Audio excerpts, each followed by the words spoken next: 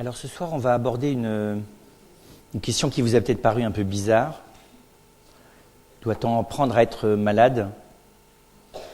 Je vous expliquerai dans un deuxième temps d'où elle vient cette question et pourquoi est-ce que je l'ai posée comme ça. Des fois, la question n'est pas toujours précise, là, elle l'est. Apprendre à être malade, c'est pas la même chose que d'apprendre à souffrir. Je ne sais pas très bien si on apprend vraiment à souffrir. Mais être malade, c'est quand même un état humain particulier. Évidemment, ça regarde plutôt la maladie longue. Alors long, ça dépend des personnes. Les gens jamais malades, 3 jours, c'est déjà long. Mais il y en a pour lesquels, évidemment, ça sera nettement plus que 3 jours. C'est pas la même chose que doit-on apprendre à mourir, qui est un classique. Vous savez, les stoïciens considéraient que la vie consistait à apprendre à mourir. Et dans une certaine tradition, qui se veut chrétienne, je ne suis pas certain qu'elle le soit complètement d'ailleurs, on méditait quotidiennement sur la mort.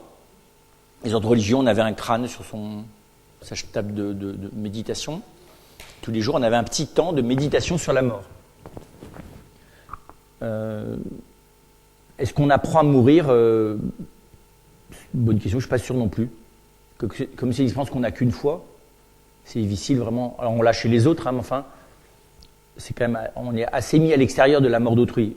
On a à gérer les effets, donc doit-on apprendre à faire son deuil sûrement, mais doit-on apprendre à mourir, c'est une autre question. Et puis, on a déjà abordé la thématique de la vieillesse, et c'est vrai qu'on aurait pu se demander, doit-on apprendre à vieillir ? C'est pas tout à fait la même question. Alors, on peut dire que la vieillesse est la seule maladie dont on est certain qu'on en sera tous atteints un jour si ça continue et qu'on en mourra, mais on ne peut pas tout à fait, on verra, assimiler la vieillesse à la maladie, même si elle finit toujours par, oui, presque toujours, en tout cas, par s'accompagner de la maladie. Et si la maladie nous fait vieillir plus vite. Ensuite, apprendre à être malade, s'il faut apprendre à être malade, c'est aussi comme d'apprendre à vivre tout court. C'est-à-dire que on apprend à vivre et parmi les situations humaines que l'on doit apprendre à vivre, de la manière qu'on apprend à être père, on apprend à être mère, on apprend à vivre ensemble, on apprend un métier. C'est sûr qu'il y a sûrement quelque chose à apprendre, en tout cas, d'être malade, parce qu'on voit bien que dans la durée, en tout cas ceux qui le sont ou ceux qui l'ont été sur un long terme, disent bien qu'ils ne le sont plus de la même manière au bout de quelques années, au bout de quelques temps. Alors peut-être pas, ils ne formuleraient peut-être pas les choses sous la forme de « maintenant je sais être malade », ou j'ai appris à être malade, mais en tout cas, on y apprend des choses. Et que c'est quand même une situation qui réclame une mobilisation de notre personne qui est différente de la vie non malade. L'affrontement à la souffrance, l'affrontement à l'inquiétude, quand on pense aux vertus morales habituelles, la prudence, la tempérance, oui, dans certains cas, les médicaments vous obligent à boire moins, à moins manger. La situation maladie vous oblige à exercer une espèce d'écologie de l'existence plus sévère. Ça vous demande du courage, deuxième grande vertu morale, la force, le courage, sûrement. C'est clair que, on le sait d'ailleurs médicalement, la manière dont le malade affronte lui-même son état, le courage avec lequel il l'affronte, n'est pas le même. Détermine une partie de son parcours dans la maladie. La prudence, plus globalement, la justice aussi. On sait bien que on peut vivre le fait d'être malade comme une injustice, on peut faire porter cette injustice aux autres, on peut reprocher aux autres de ne pas être malade. Donc là aussi, la justice est présente. Les vertus intellectuelles, c'est plus difficile. Est-ce qu'on est intelligemment malade ? On verra. Ça, c'est moins évident. Ensuite, est-ce qu'il y a un art d'être malade ? Là aussi, on pourrait en douter, bien que la médecine est un art et que la médecine, elle s'intéresse quand même aux malades, à la maladie. Et qu'on va dire d'un médecin, oui, qu'il n'est pas simplement, c'est pas simplement un homme bon et un homme délicat, c'est un homme dont on espère qu'il est aussi efficace dans ses décisions. Donc, et aujourd'hui, on en vient, c'est normal d'ailleurs à s'apercevoir que le malade qui est, comprenez bien, non pas correctement informé. Parce qu'aujourd'hui, les gens malades se précipitent sur Internet et s'informent un maximum. En réalité, des fois, la maladie s'aggrave parce que ils voient toutes les hypothèses l'hypothèse des issues catastrophiques au mal qu'ils ont, parce que finalement, pour aller voir rhume, c'est sûr que vous avez le témoignage de tous les gens qui ont leurs proches morts du rhume. Et puis à partir d'un nom, qui est le nom d'une maladie, si vous n'êtes pas médecin, voilà, votre capacité à gérer l'information par le biais d'Internet est, enfin les médecins le disent aujourd'hui, en partie catastrophique. Ou alors c'est l'inverse, c'est-à-dire que vous arrivez avec toutes vos informations et ça oblige le médecin à vous faire un vrai cours de médecine et là ça peut se transformer en bénéfice, condition qu'il soit capable lui d'assumer toutes les informations et que vous soyez capable de comprendre ce dont il vous parle, ce qui n'est pas toujours le cas. Pas toujours suffisamment compétent en neurologie pour être capable de comprendre la maladie neurodégénérative dont on est le sujet. Mais on voit bien que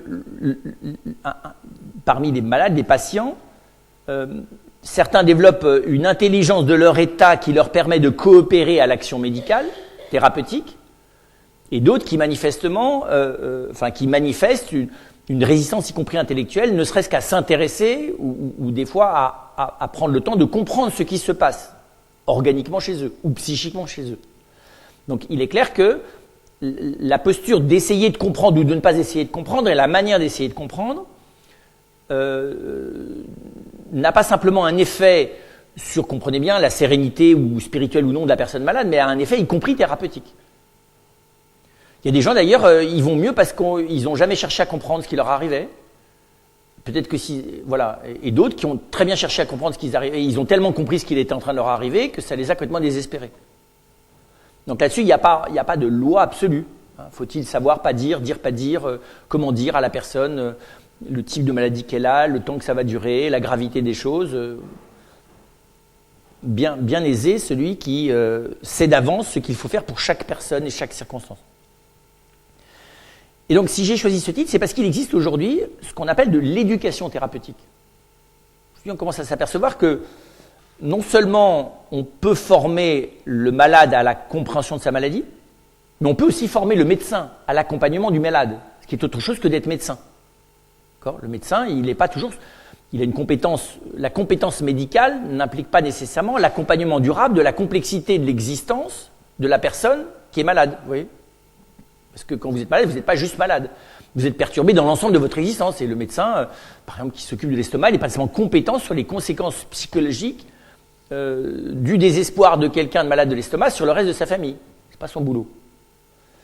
Et pourtant, il ne va pas s'il est un peu intelligent et un peu humain, il ne va pas tout à fait s'y prendre de la même manière, selon la réaction qu'il pressent chez le malade et l'impact qu'il pressent possiblement sur l'environnement. On pourrait prendre des exemples caractéristiques, l'annonce du sida, l'annonce d'un cancer, l'annonce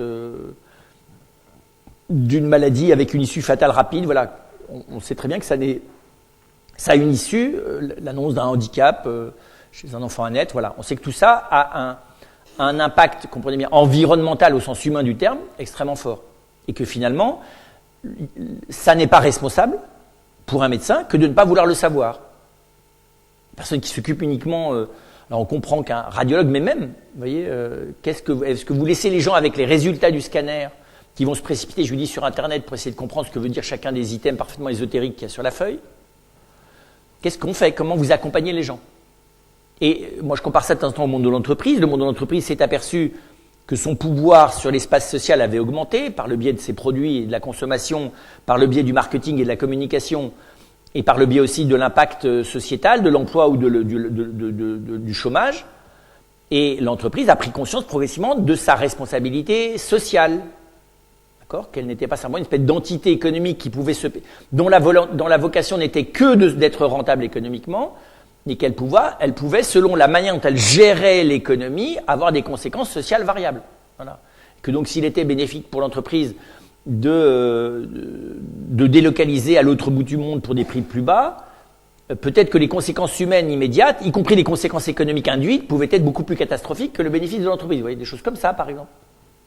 Donc aujourd'hui, on s'aperçoit que les choses sont plus en interdépendance les unes des autres et qu'il faut les penser dans leur ensemble. Et aujourd'hui, c'est le cas. On s'aperçoit que un gastro-entérologue, qui n'est pas nécessairement un psychologue, n'a pas nécessairement besoin d'avoir un psychologue à côté de lui chaque fois qu'il rencontre quelqu'un à l'hôpital pour lui dire quelque chose qui est en train de lui arriver. Il peut être un peu formé ou rafraîchi dans ce qu'il a fait dans son internat sur les problématiques qui peuvent se poser dans la vie du malade. Tout le monde n'est pas médecin généraliste. Le médecin généraliste, normalement, accompagne le malade dans son devenir humain et dans la complexité de son devenir humain. Voilà, et donc on développe, il y a une formation médicale, enfin paramédicale, pardon, c'est pas directement dans le cursus du médecin, qu'on appelle l'éducation thérapeutique, c'est-à-dire l'éducation aux patients ou aux malades à assumer de la manière la plus responsable et efficace et utile sa propre maladie, et en parallèle, l'éducation du médecin à accompagner le malade ou le patient dans l'acquisition de cette connaissance. D'accord ? Et dans la... Alors on pourrait dire, l'éducation, de nouveau, l'éducation thérapeutique, c'est simplement l'éducation à être attentif aux gens et à ce qu'ils vivent. Hein.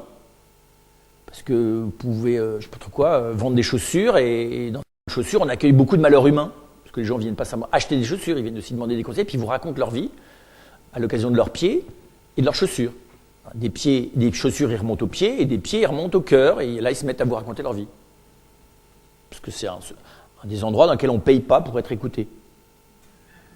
Enfin, parce qu'à la fin, vous n'êtes pas obligé de les acheter, les chaussures. Chez le coiffeur, si, quand même. Mais les chaussures, non.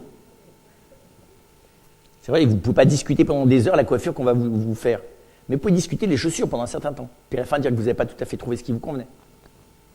C'est pas volontairement stratégique, hein, mais il se trouve qu'il y a un certain nombre de gens qui se soignent comme ils peuvent, et d'ailleurs, ils ont raison, je crois. Et donc, on n'a pas encore formé les vendeurs de magasins de chaussures à l'éducation thérapeutique, mais on devrait peut-être le faire. En tout cas, c'est ce qu'on fait, par exemple, vous savez, dans les aéroports. Les gens qui sont au guichet de certaines compagnies, ils ont intérêt, ou à la SNCF ou n'importe où ailleurs, vous avez intérêt à avoir un éducateur thérapeutique, vu les incidents verbaux qui risquent d'arriver, des gens qui évidemment hurlent parce que le gel empêche l'avion de décoller, et que c'est totalement anormal que Air France ne gère pas le gel. Que la personne, évidemment, est l'incarnation d'Air France. Ou de tous les gens qui veulent de mal à cette personne, en l'empêchant de décoller. Donc ce qui est intéressant, c'est ça, c'est de se demander au fond, et la question elle est double, vous voyez, c'est qu'est-ce qu'on apprend de la maladie, et est-ce qu'on apprend à vivre ça? Quel est le contenu de cet apprentissage? Alors d'abord, il y a la maladie elle-même. Et c'est pas facile. Et effectivement, la maladie, il y a à apprendre des choses. C'est déjà qu'est-ce qui se passe? Ce qui n'est pas simple, parce que ce qui se passe est un désordre. Et un désordre est plus difficile à comprendre qu'un ordre. En plus que des fois, on ne sait pas très bien ce qui se passe. Le médecin ne sait pas toujours exactement ce qui se passe. Il vous explique la part qu'il comprend. Mais tout le monde sait que dès qu'une maladie est un peu complexe, le médecin essaye de vous faire part de l'hypothèse qu'il a sur l'explication de votre état, pour être encore plus précis. Et le médecin, normalement, quand il est conscient, sait très bien qu'il est à l'état hypothétique, que sauf des choses très simples, il n'a pas d'issue de diagnostic absolument certain. Et donc c'est très étonnant ça, d'accueillir un désordre chronique dans une existence. Et comment comprendre ce désordre chronique avant de savoir qu'est-ce qu'on en fait dans la vie concrète? Alors c'est assez bête, mais le désordre, on ne le comprend pas sans l'ordre. Pour prendre un exemple simple, vous ne pouvez pas faire d'archéologie des ruines si vous ne savez pas comment on bâtit les maisons. Vous voyez ? Vous allez faire de l'archéologie dans un bâtiment en ruine. Savoir qui a construit la première église, qui a construit la deuxième église sur la première, qui a fini par transformer tout ça en dancing, lui-même effondré. Et voilà. Et donc vous faites... L'archéologue est celui qui émet une hypothèse sur le devenir du désordre, parce que tout ça c'est des ruines, c'est des choses effondrées, sur la base de la compréhension de la construction. Alors, ça ne veut pas dire qu'il a besoin d'être maçon, ni d'être architecte, mais un archéologue de bâtiment, s'il n'a pas un tout petit peu compris la cohérence de ce que c'est qu'un bâtiment, il ne pourra jamais être archéologue. Le médecin, c'est ce qu'il fait. Il est face à un état en ruine. Parce qu'une maladie, c'est un état ruiné. C'est un état de désordre, c'est un état qui est de dysfonctionnement. De la même manière que vous n'allez pas diagnostiquer ce qui ne marche pas dans votre moteur si vous ne savez pas comment marchent les moteurs. Et donc, c'est très simple, très compréhensible de la part du médecin. On ne fait pas de médecine d'abord en étudiant la maladie, on fait de la médecine d'abord en étudiant la biologie. C'est pas tout à fait pareil. Et pas que d'ailleurs, la physiologie aussi. Et puis la psychologie aussi. Mais c'est clair qu'on comprend assez aisément que quand on est malade, on aimerait bien avoir une compréhension de la maladie et que on comprend assez facilement qu'on ne comprendra la maladie que sur la base de la compréhension de ce qui fonctionne normalement. La difficulté, elle est d'en acquérir une vraie connaissance, pas seulement une connaissance abstraite. Un médecin, il lui faut du temps, des années, pardon, pour faire la relation entre les cours de biologie qu'il a eus et, comprenez bien, la consistance matérielle de l'organisme qui l'ausculte. D'accord ? Vous avez beau savoir que l'organisme est composé de cellules, que lui-même et les cellules sont composées de molécules, vous avez beau savoir théoriquement tout ça, c'est une chose de le savoir théoriquement, c'est autre chose de le savoir empiriquement. Et il faut du temps. C'est le rôle, normalement, un certain nombre d'étudiants en médecine attendent l'internat pour être véritablement confrontés à la réalité pratique de ce qu'ils ont appris de manière relativement théorique. Et on voit bien que, effectivement, on comprend assez facilement, quand on est face à des personnes malades ou quand on l'est soi-même, on comprend assez facilement qu'on aurait le désir d'acquérir cette connaissance théorico-pratique. Parce qu'on perçoit bien que d'être, comment vous dire ça, connaissant du désordre devrait permettre de participer, pour la part qui relève du patient, à la reconstruction éventuelle d'un ordre. Non, c'est assez simple. Parce qu'en l'occurrence, dans le cas des ruines archéologiques, les pierres ne vont pas se remonter toutes seules. D'accord ? Là, dans le cas du malade, oui, la reconstruction ou le réordonnancement, vous voyez, ou la remise en ordre, ou la réharmonisation fonctionnelle, appelez-la comme vous voulez, mais la remise en ordre, c'est une remise en ordre vitale, dynamique. La personne, un médecin, il ne prend pas une partie de vous, il le met dans une machine, puis il vous le redonne à l'état réparé. Et donc, cette participation au réordonnancement de l'organisme, ce que je vous dis d'ailleurs est à peu près vrai du psychisme, parce que le psychisme, c'est simplement de l'organique un peu évolué, pour faire simple. Alors que le spirituel fonctionne complètement différemment, quand on le comprend bien, mais le psychique, il fonctionne très proche de l'organique. C'est l'organique de deuxième degré. Sauf qu'on y accorde une importance magique qui n'a pas grand-chose à voir avec sa réalité, mais bon, ça c'est une autre question. Et donc, essayer de comprendre quel est ce désordre, c'est plusieurs choses. D'abord, c'est de savoir qu'est-ce qui est centralement en désordre. Et ça, le médecin peut émettre l'hypothèse de ce qui est à l'origine du désordre. Ce qui n'est pas toujours simple, parce que l'origine du désordre, il peut être physiologique, ou organique, mais l'origine du désordre, il peut être psychologique. L'origine du désordre peut même être morale. Je ne sais plus qui je suis, je ne sais plus où j'en suis. Ça peut avoir des effets psychiques désordonnants et finir par avoir des effets organiques désordonnants. Alors, c'est plus, évidemment, heureusement, que c'est pas chaque fois qu'on a une épreuve spirituelle que ça a des conséquences psychiques qui vous rendent malade, plus des... Voilà. Mais, et d'ailleurs, le philosophe ajoutera qu'on n'a jamais une causalité propre du mal.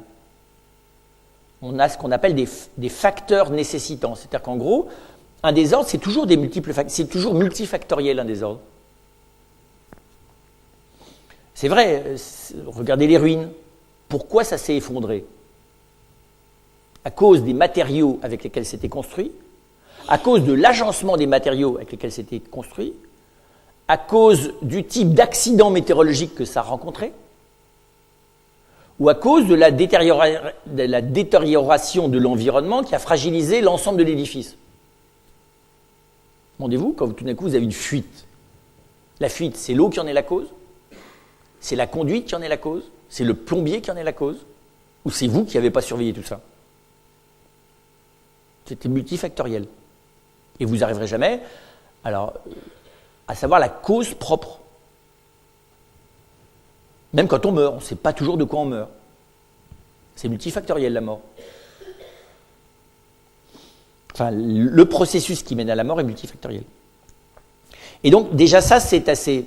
Apprivoiser le fait d'être habité, parce que la maladie, c'est d'être habité, enfin d'être porteur, on va dire ça comme ça, d'un désordre organique ou psychique, et des fois les deux, sans que je puisse en avoir une claire représentation, avec, je vous dis, des schèmes de causalité.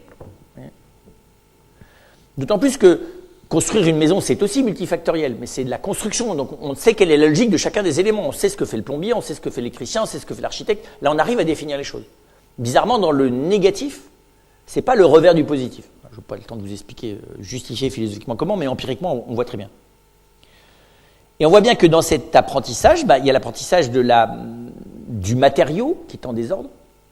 Et là, comprenez bien, je mets le psychique dans le matériau. Et qu'effectivement, il faut du temps avant d'apprendre la noblesse, la richesse, la complexité et les spécificités de ce matériau. Quand vous êtes en état dépressif, chronique, vous n'êtes pas en état caractériel chronique. Ce n'est pas du tout les mêmes choses qui fonctionnent. Quelqu'un qui s'énerve à la moindre seconde, qui est en état de, paranoïa presque, oui, d'agressivité, qui fait qu'il ne décolère plus. Il y a des gens comme ça, ils ne décolèrent plus, ça peut durer des années.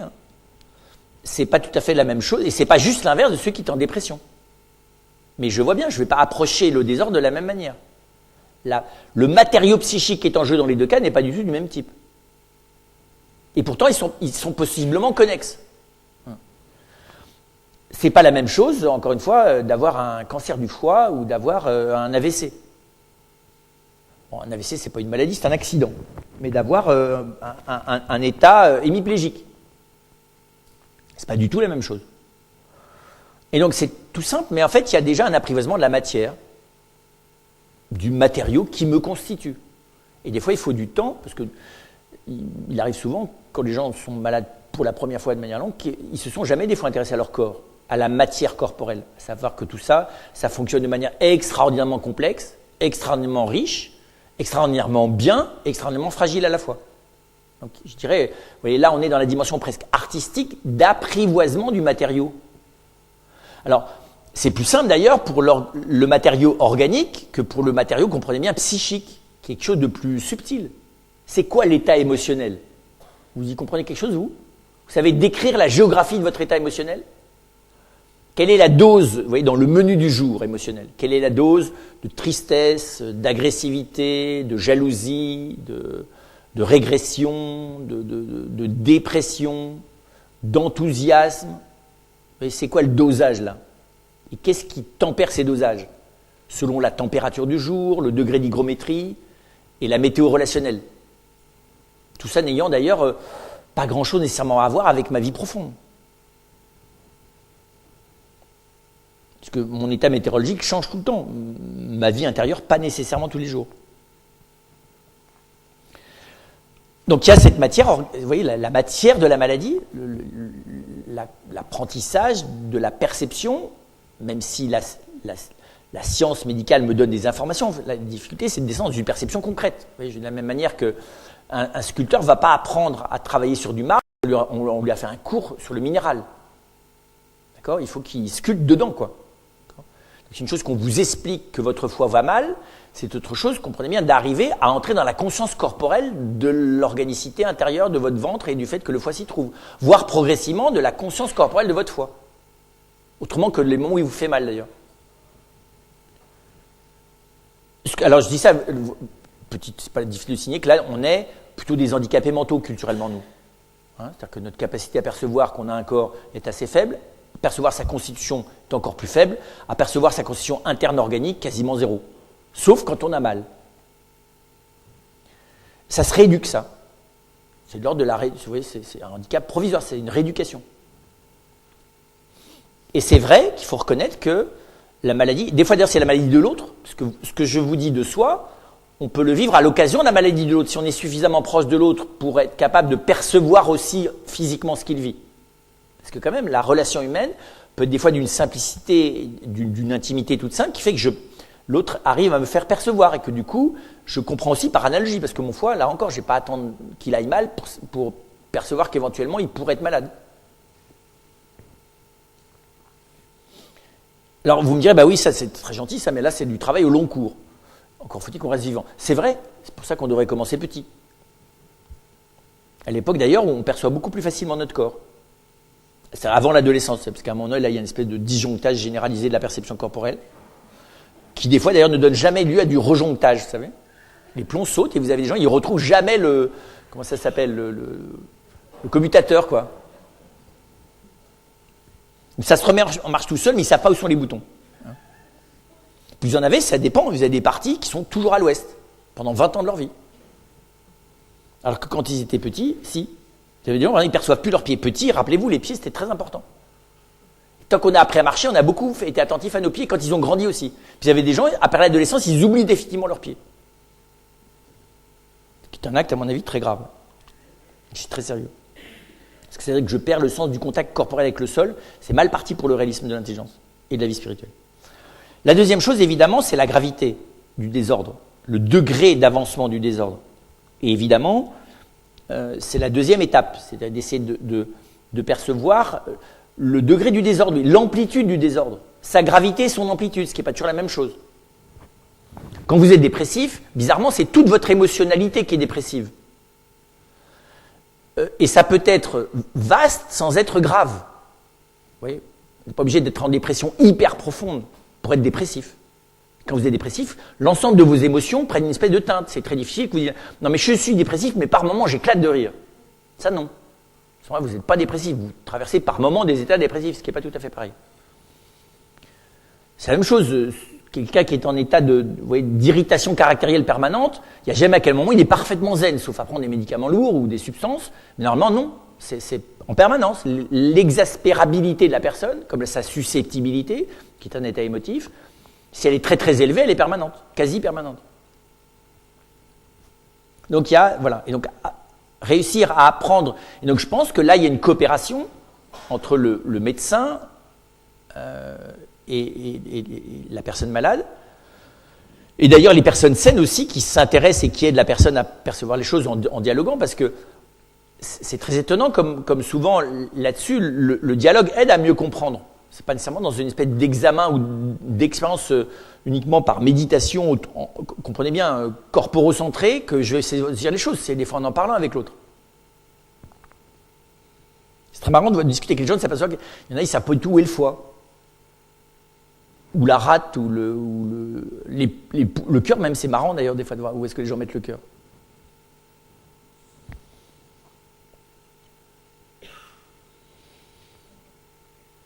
Donc ça, c'est un travail qui justifie en lui-même le fait que, alors, est-ce que c'est apprendre, c'est pas encore apprendre à être malade, mais c'est apprendre de quoi je suis malade.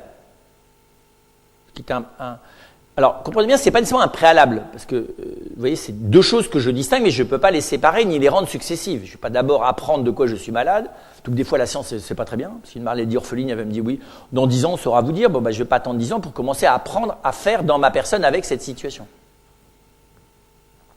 Mais il y a là un apprentissage qui est,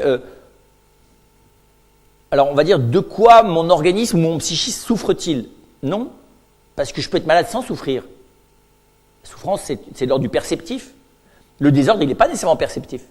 C'est très impressionnant de voir des gens qui sont des fois très avancés en maladie sans souffrance. Ils sont malades depuis très longtemps et ils n'ont pas encore souffert.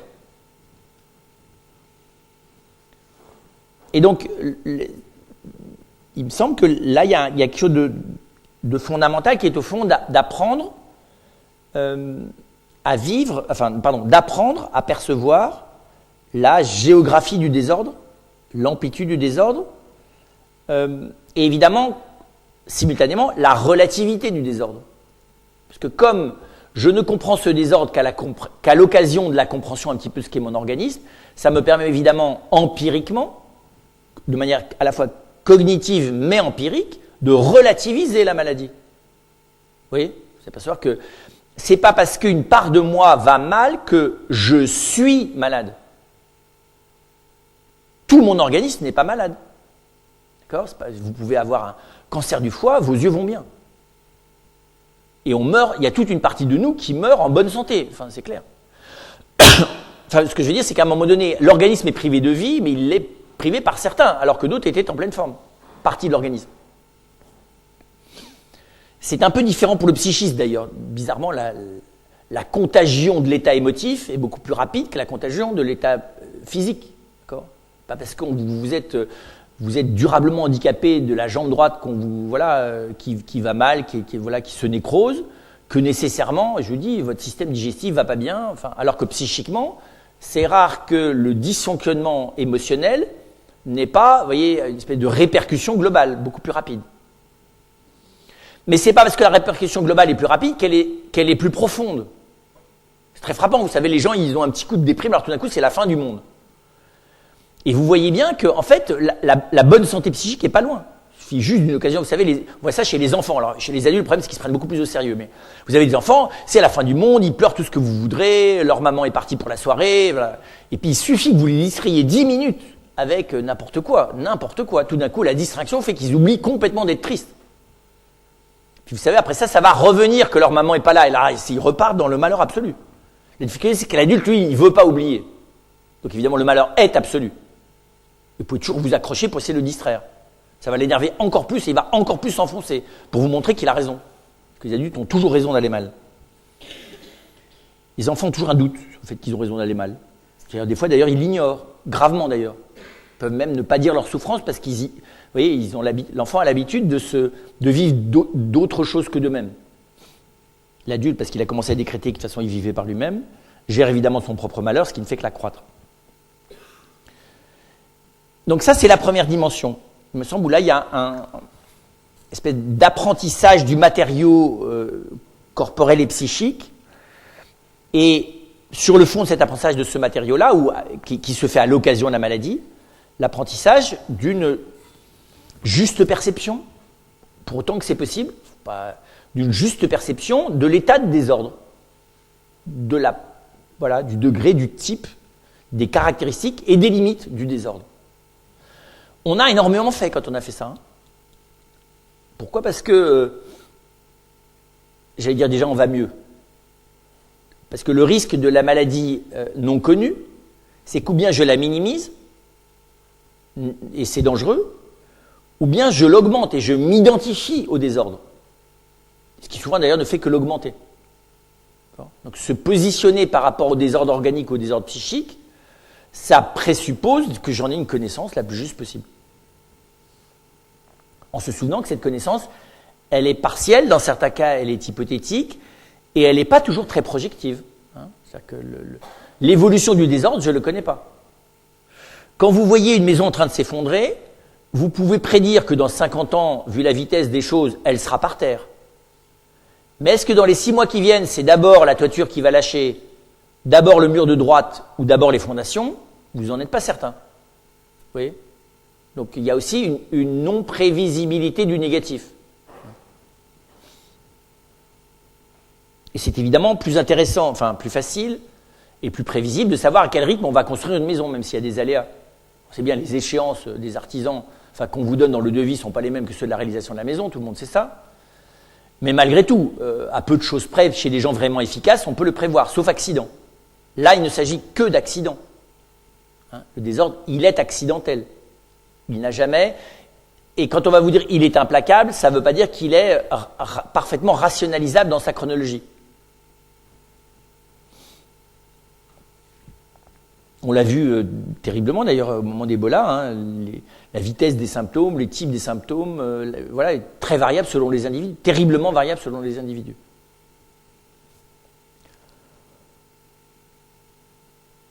Et donc c'est l'occasion, il me semble, c'est ce qu'on observe d'ailleurs chez les gens qui ont appris ça, permettre aux personnes d'acquérir, encore une fois, une intelligence positive de la richesse de ce qu'est le corps, de la richesse de ce que c'est que le psychisme, et de la richesse de la relation entre le corps, le psychisme et la personne, qui dans certains cas est remarquable. Alors vous allez me dire, oui, mais on va pas attendre il vaut mieux ne pas attendre d'être malade pour aller à la découverte de ces 3 dimensions, ces 2 dimensions assumées par la personne, la richesse organique, la richesse psychique et la personne, et les relations qu'ils entretiennent. Mais c'est vrai que les personnes qui sont dans une démarche d'apprentissage humble dans la durée apprennent, des fois de manière remarquable la richesse qui est la leur, même si cette richesse est celle d'un chef-d'œuvre en péril.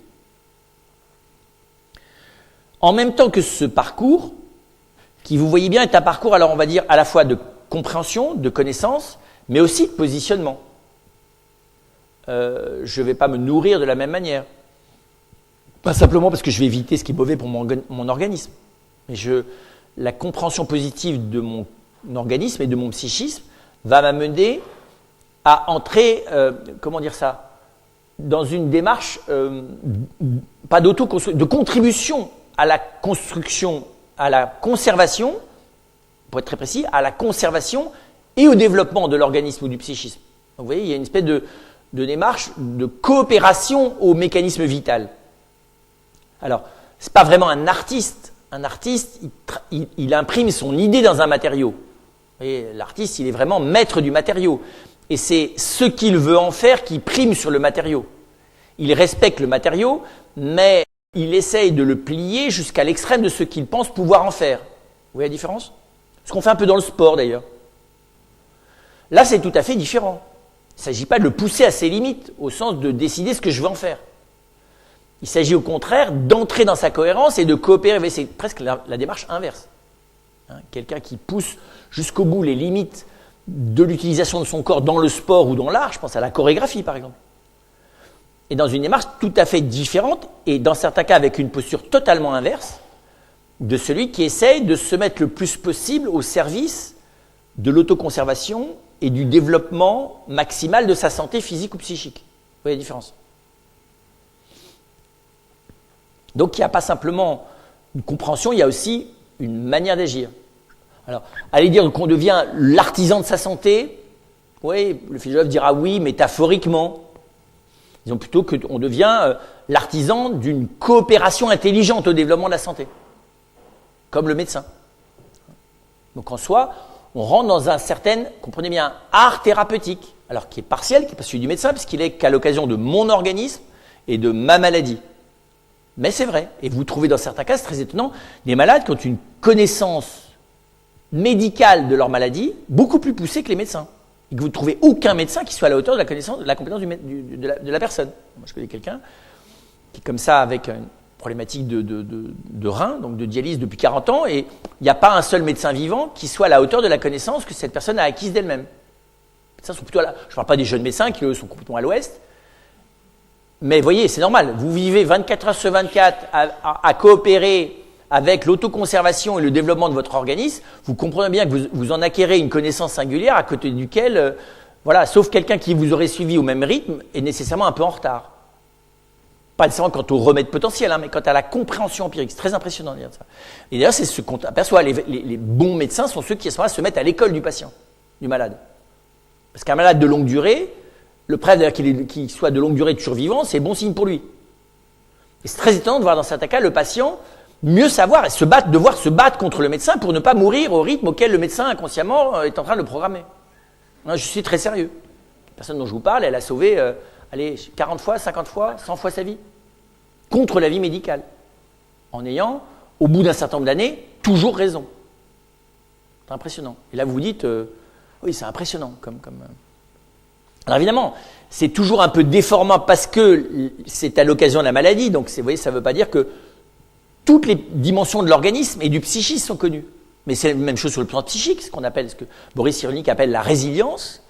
Ça permet à des gens de développer des capacités psychiques qu'aucune personne en bonne santé, vous voyez, des capacités de résistance, des capacités de relèvement, des ressources énergétiques psychiques qui sont hallucinantes. Vous avez des gens qui arrivent à aller chercher de la possibilité, de capacité à être joyeux dans des situations où vous vous êtes suicidé depuis très longtemps. Pour votre plus grand bonheur, suicidé. Enfin, vous voyez, voilà. Donc, c'est vrai aussi sur le plan psychique. Mais évidemment, avec ce risque, c'est toujours partiel. Bien que dans la durée, surtout quand on travaille à la fois sur le psychique et le physique, ça finit par donner à la personne quand même, globalement, moi je suis très impressionné, une espèce de connaissance de cette espèce de cathédrale qu'est l'organisme et le doublé du psychisme qui est tout à fait étonnante.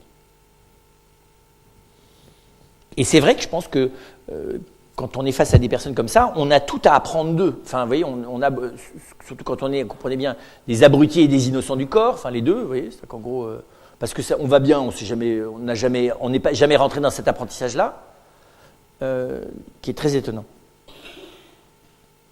Des gens qui marchent avec difficulté vous apprennent à marcher de manière autre. Les gens qui ont du mal à respirer vous réapprennent à respirer. Je ne sais pas si vous avez remarqué.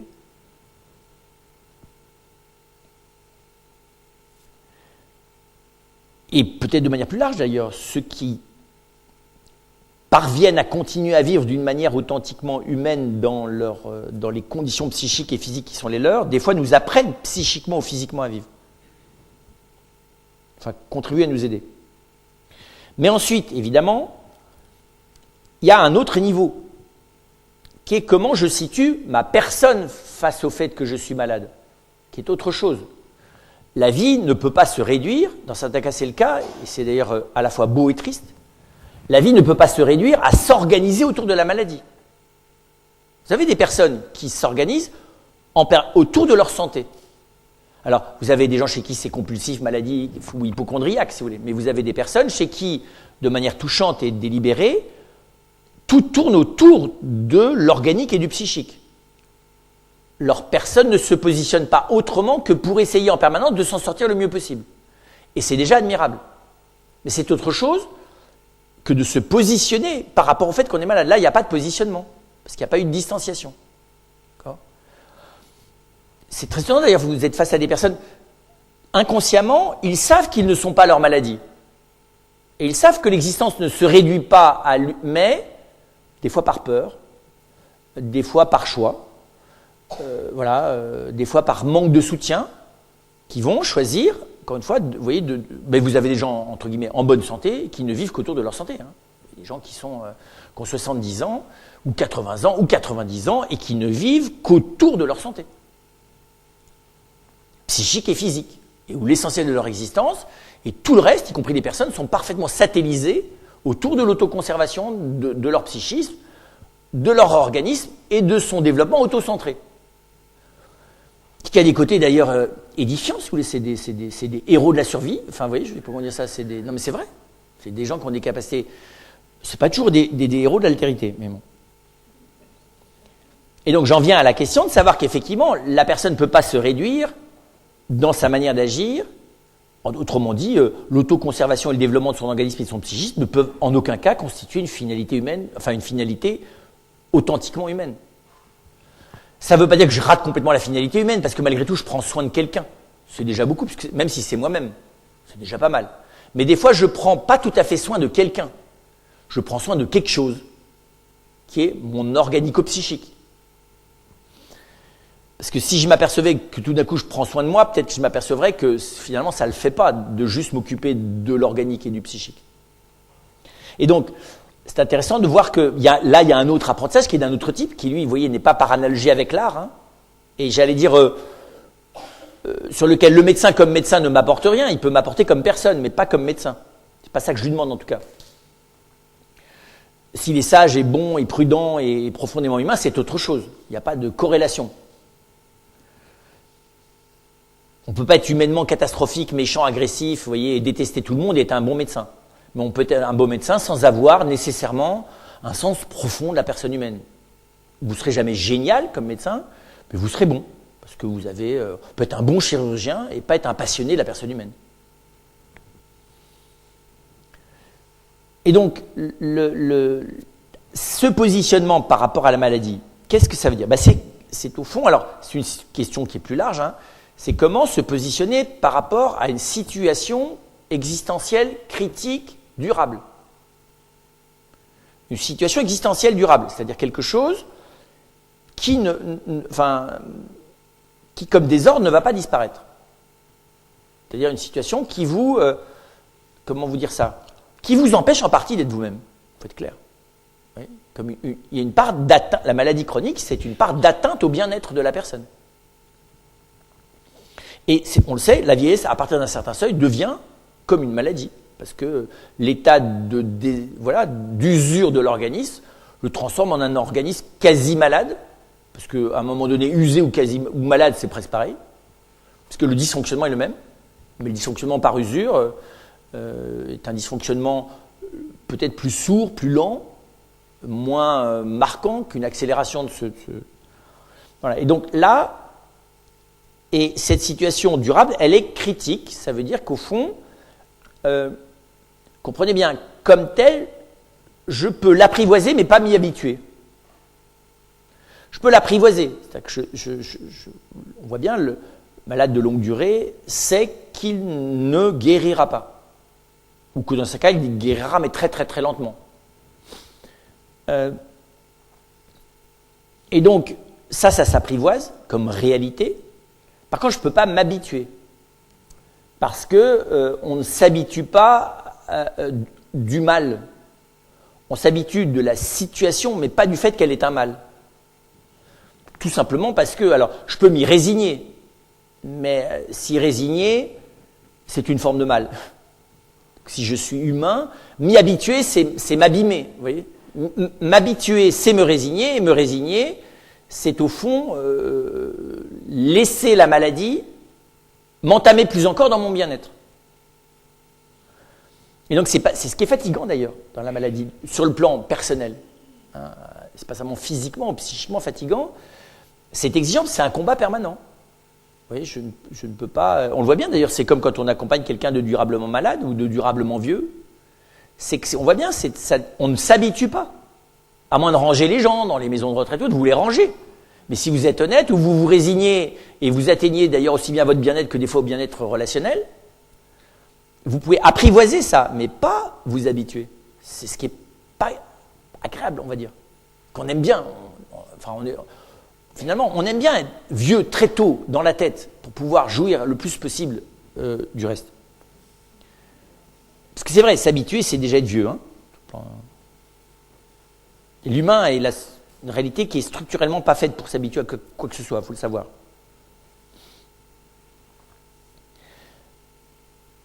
Et ensuite, cette situation donc critique, qu'est-ce qu'elle a comme particularité ?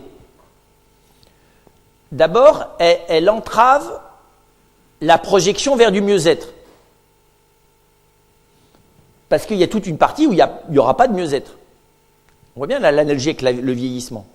C'est vrai que vous ne courrez plus jamais aussi vite qu'à 24 ans, quand vous en avez 56 ou 75. Mais ce n'est pas la même chose d'accompagner l'amoindrissement progressif de l'organisme ou du psychisme. C'est autre chose d'être privé partiellement, psychiquement ou physiquement d'un exercice que tout le reste de ma santé réclame. Vous voyez, je sais pas comment dire ça. Vous perdez une jambe et vous devez vivre durablement avec un handicap physique ou d'un handicap psychique. Eh bien, c'est très étonnant. Il y a une part de vous qui ne peut plus se projeter de manière harmonieuse. Et donc, c'est un apprentissage de vivre avec une part de non-prévisibilité. Hein, le désordre de la maladie augmente l'imprévisibilité de l'existence, puisqu'il est là comme un obstacle permanent auquel vont s'ajouter les obstacles quotidiens de l'existence. Vous voyez, il va devenir une chambre d'écho des obstacles. La maladie physique ou la maladie psychique, que je ne peux jamais solutionner, devient un amplificateur.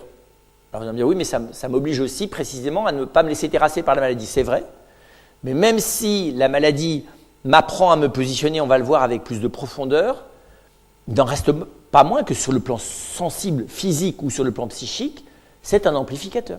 Quand vous êtes d'une sensibilité maladive et que ce n'est pas guérissable, eh bien, à la moindre émotion, ça va jouer un phénomène d'amplification. Quand vous êtes fatigué, ce que la maladie physique génère, systématiquement, même si vous apprivoisez le registre énergétique ou plus faible en permanence, il y a quelque chose de très étonnant, j'allais dire, l'âme n'oublie jamais. L'âme n'oublie jamais que quelque chose d'elle est fait pour se déployer dans l'endroit où la maladie l'empêche. Ce qui est vrai d'ailleurs de nouveau de la maladie franchit un certain seuil. Le deuxième élément, c'est la précarité. La maladie chronique, surtout quand elle est aggravable de manière imprévisible ou de manière potentiellement soudaine, et c'est rare qu'elle ne le soit pas d'ailleurs, me met dans un état de précarité. Pas seulement de fragilité, ce qui est la condition humaine commune, mais de précarité. C'est-à-dire au fond, l'équilibre physique et l'équilibre psychique sont menacés en permanence, pour parler simple.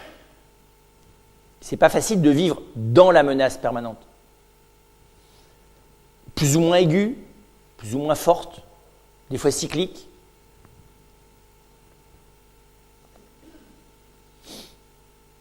Qu'est-ce que ça a comme effet sur le plan de l'apprentissage, plus en profondeur? C'est des choses là encore qu'on retrouve avec la vieillesse, mais ça nous aide à le comprendre. La solitude. Il y a quelque chose, c'est très étonnant que même si ce que je suis ne peut jamais être pleinement compris par quelqu'un, ma santé peut toujours être comprise par celui qui est en santé. Ma maladie ne peut pas être comprise par quelqu'un qui est en bonne santé. Et paradoxalement, ma maladie ne peut pas être comprise par celui qui a la même. Partiellement, mais pas pleinement. C'est pour ça d'ailleurs qu'on parle de mon cancer, ou de mon diabète, ou de ma tumeur. On le met au possessif. Parce que précisément, si la maladie est formellement catégorisable par le même nom, la manière dont elle s'inscrit dans le devenir de la personne a une singularité extrêmement forte. Vous voyez, je ne sais pas comment vous dire ça. Votre santé est moins singulière que votre maladie. C'est très bizarre. Parce que la manière dont la maladie vous entrave crée des particularités qui ne sont pas nécessairement créées chez l'homme en bonne santé. Regardez, quelqu'un qui a un problème physiologique, il va marcher définitivement de manière différente. Il marchera, vous voyez, alors vous me direz, tout le monde marche de manière singulière et unique. C'est vrai. Mais malgré tout, l'ingéniosité organique et psychique est beaucoup, alors sauf si on prend possession de soi de manière intelligente, profonde, sage et travaillée, très bien, mais ça, je ne sais pas chez qui ça existe, mais qui a le temps pour ça d'ailleurs. Mais dans certains cas, la maladie, précisément, vous oblige à assumer une solitude dans le face-à-face avec votre propre destin. Solitude ne s'oppose pas avec le fait d'être rejoint par une certaine compassion. Mais la véritable compassion est celle qui accepte qu'elle ne comprend pas. Vous savez, les gens qui disent « Ah, mais oui, tu comprends, moi je comprends bien, oui, j'ai eu la même maladie. » Ça vous aide drôlement, ça. Eh bien, si tu l'avais eu vraiment, la même maladie, tu ne me dirais pas ce genre de bêtises, non? Ben oui, parce que si tu l'as eu vraiment, cette maladie, eh ben, tu sais bien que ça n'arrange pas quelqu'un qui te dit qu'il a déjà vécu. D'ailleurs, en gros, vous savez bien, les gens qui vous disent « Ah ben oui, ma bonne dame », vous leur racontez quelque chose qui est difficile, puis instantanément, ils vous racontent tout leur malheur. Donc, ils ne vous ont demandé comment ça va que pour vous expliquer qu'ils vont mal, quoi.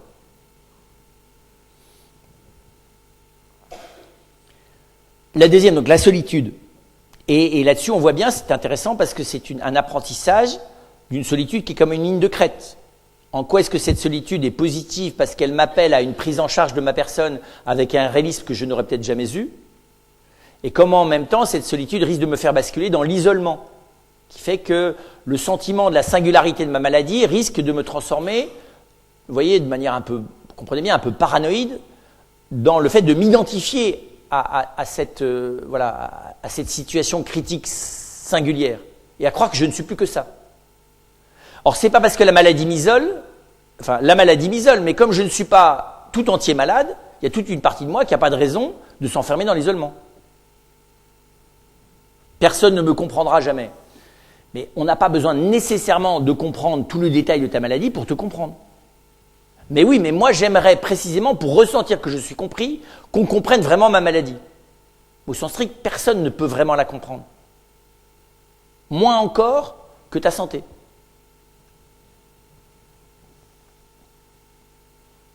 C'est très bizarre comme le désordre est faussement semblable. Alors on range les gens dans la catégorie, vous avez les services médicaux dans les hôpitaux là. On vous a rangé dans la catégorie des gens qui ont ce type de maladie. Ça c'est très... Alors on voit bien d'ailleurs le génie des aides-soignants, des aides-soignantes, des fois les infirmières, mais les aides-soignants c'est très frappant, qui ne regardent pas la personne au nom du service dans lequel ils sont. D'ailleurs des fois ils aiment changer de service, mais la personne comme telle, à travers ce qu'elle vit, ce qui n'est pas pareil. C'est vrai, quand le médecin rentre dans la chambre du cancer numéro 5, vous voyez, ça craint beaucoup quoi. Parce qu'après ça, il ne croise pas il croise le support du cancer, vous voyez, qui s'appelle Monsieur Untel. Et des fois, Monsieur Untel, il finit par se regarder comme le cancer numéro 5. C'est-à-dire comme un cancéreux avant d'être une personne. Ou comme un malade avant d'être un vivant. Comme un bien, vous voyez, avant d'être un bien portant même. Puisqu'on vous dit que tout bien portant est un malade qui s'ignore, malheureusement, c'est plutôt que beaucoup de malades sont des bien portants qui ne savent pas qui ils sont.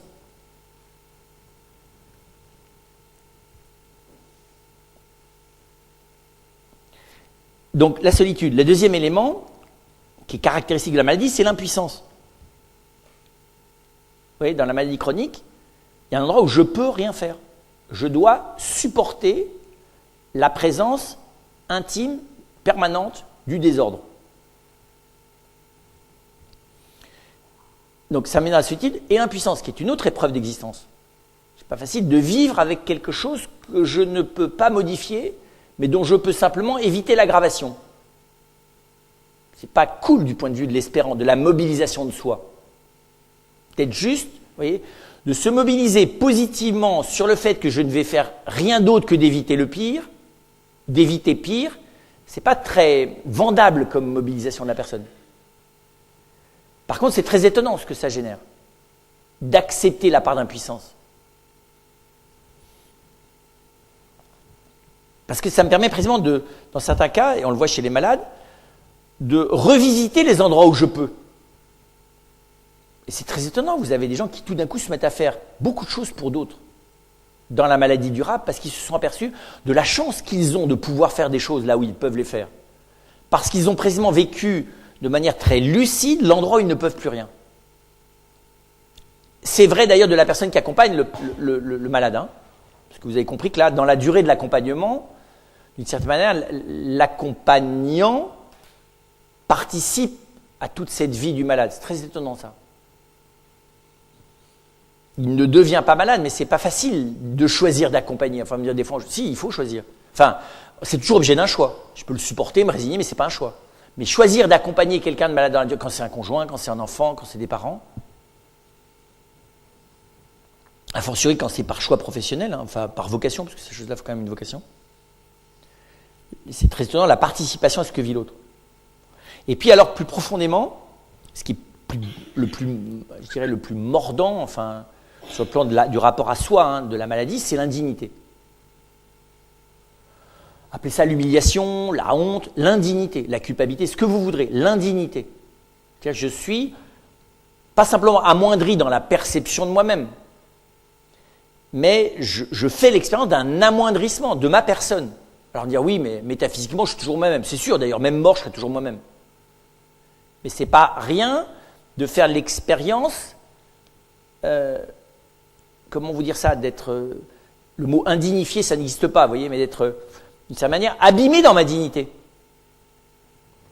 Alors, je ne vous parle même pas de la dignité sociale, hein, parce que vous pouvez y aller, le malade chronique, on le sort du champ social à haute vitesse, hein, il se retrouve dans les marges, en l'espace de quelques jours, voire quelques heures. Il est rentré dans la catégorie des marginaux. Et donc, mais ça n'est qu'un effet, pas simplement de l'image de la maladie dans la vie, dans l'espace social, mais c'est aussi une image de l'effet réel qui est que la maladie m'atteint dans ma dignité, quand elle est chronique, quand elle est, comprenez bien, sans espérance de guérison, sans espérance de pouvoir y être véritablement complètement rejoint. Du coup, il y a quelque chose de la dignité de ma personne qui n'est pas annulée, mais qui est comme voilé, mis en état de précarité permanente. C'est d'ailleurs pour ça que tout ça, et évidemment tout ça c'est pour en venir à ça, induit un nouveau type de relation à l'autre. Parce que c'est très étonnant, et commençons par l'indignité. Il y a des moments où je ne peux plus par moi-même percevoir la dignité qui est la mienne parce que l'état maladif me voile dans la perception de ce que je suis. J'ai su que j'étais quelqu'un qui valait quelque chose. C'est bizarre que je n'arrive pas, la mémoire que j'ai de l'avoir eu, cette conscience de la dignité, ne me suffit pas à vaincre plus que le sentiment, la perception de l'état d'indignité. Vous voyez, c'est pas ma personne, mais c'est un état d'indignité. C'est comme de se retrouver en prison, hein, où il y a plein d'autres situations d'indignité, hein, d'humiliation sociale, enfin, il y en a. Mais là, c'est vous voyez, l'état d'indignité, c'est moi-même qui me met en état, c'est mon organisme qui m'a mis en état d'indignité. Ou c'est la maladie, mais la maladie, c'est pas quelqu'un. Hein. Alors, c'est pas juste que c'est l'organisme, parce que mon corps est le premier à subir l'indignité. Un corps malade, c'est un corps qui n'a plus la dignité fondamentale pour laquelle il est fait. C'est très bizarre, comme un corps usé. Alors, le moment où l'usure est telle que précisément il y a des choses fondamentales que j'arrive plus à vivre, oui. Mais vous voyez, il y a un seuil dans la maladie. Il y a la phase où on vieillit, on s'use, mais il y a encore une noblesse dans l'usure, vous savez. Vous savez, c'est un vieux meuble, c'est une vieille machine, mais ça tourne encore, on peut encore mettre le contact, la voiture roule, si vous voulez. Mais quand c'est rouillé, en état de destruction, qu'il y a des trous partout, et qu'on ne reconnaît même plus la voiture, vous n'allez plus la faire visiter dans le garage. Hein. Là, c'est réglé. C'est le seuil d'après. C'est vrai, comment est-ce que l'ancienneté et l'usure peuvent ennoblir l'objet, puis un seuil, ça n'ennoblit plus rien, ça le détruit purement et simplement. Alors, il n'y a que dans l'archéologie qu'on fait de saintes ruines. Enfin, vous voyez, on exhibe comment ça s'appelle, les reliques. Mais c'est bizarre. Quand on sera à l'état de relique, je ne pense pas qu'on souhaitera être exhibé. Enfin, après, enfin, qu'on est carrément mort, qu'on vous a nettoyé les os, qu'on les a mis dans des petites boîtes avec du verre, vous savez, comme dans l'église catholique. Alors, on vous transporte ça partout, et là, vous deveniez une glorieuse poussière, quoi. On a quand même bien nettoyé les choses, hein. On ne montre pas les photos de la personne dans l'étape d'avant, quoi. Avec ça, ça ne va pas faire des reliques, quoi. C'est plutôt des films d'horreur. Voilà. Mais bon, bref, ça c'est mais c'est très bizarre le rapport à l'organisme. Comment est-ce qu'il est ennobli par l'âme et comment est-ce qu'il est lui-même désennobli, avili, oui, avili, on va le dire comme ça, par la maladie, puis par un certain état de la vieillesse qui le fait basculer dans l'état maladif. Et donc, dans ces cas-là, c'est très clair que la part de dignité, qui est évidemment bien plus profonde et qui elle est inaltérable, qui est celle de la vie de la personne, la plus profonde, qui est celle de son être, d'ailleurs personnel, n'est accessible dans beaucoup de cas que par l'autre, ou en plénitude que grâce à l'autre, qui est capable de continuer à voir ce que moi je n'arrive plus à voir de moi-même. Même chose pour l'impuissance. D'arriver à m'apercevoir que cette impuissance n'est que partielle, et qu'elle n'amoindrit pas la potentialité profonde de ma vie qui est de consentir à ce que je suis, d'accueillir l'existence, d'accueillir la part de lumière et de relation à autrui qui y existe, voilà, ça c'est l'autre qui va m'y aider. Et donc la solitude ne disparaît pas par la relation à l'autre, mais du coup elle devient une solitude ouverte au lieu d'être une solitude fermée. Donc je vois bien que là, apprendre à être malade, c'est apprendre la dépendance positive. C'est apprivoiser la dépendance obligée et développer la dépendance positive, celle qui m'ennoblit et qui ennoblit l'autre aussi. Et donc là, c'est très étonnant ce travail-là de comment vous dire ça, oui, d'échange. Comment est-ce que la maladie peut être l'occasion d'un échange relationnel, d'un enrichissement réciproque qui est tout à fait étonnant et qui peut qui, quand il est véritablement vécu, n'a pas de cesse. Enfin, lui ne connaît pas d'état d'échec, sauf par la mort, qui n'en est pas nécessairement un d'ailleurs. C'est vrai, on peut mourir accompagné. Enfin, on n'en sait rien, mais on voit que des personnes meurent accompagnées. Et meurent appuyées par... Enfin, vous voyez, et que, étonnamment d'ailleurs, leur manière de partir est aussi quelque chose pour vous. C'est étonnant, c'est vrai qu'il y a un véritable échange jusqu'au bout. Alors, la maladie, ce n'est pas ce stade-là, mais au niveau de la vie quotidienne, ça a quelque chose comme ce stade-là. Vous voyez, je dirais, le malade, on meurt tous plusieurs fois par jour. Il y a plusieurs fois par jour, on est dans un état d'échec dans lequel, microscopiquement, on est à l'état de rien, quoi.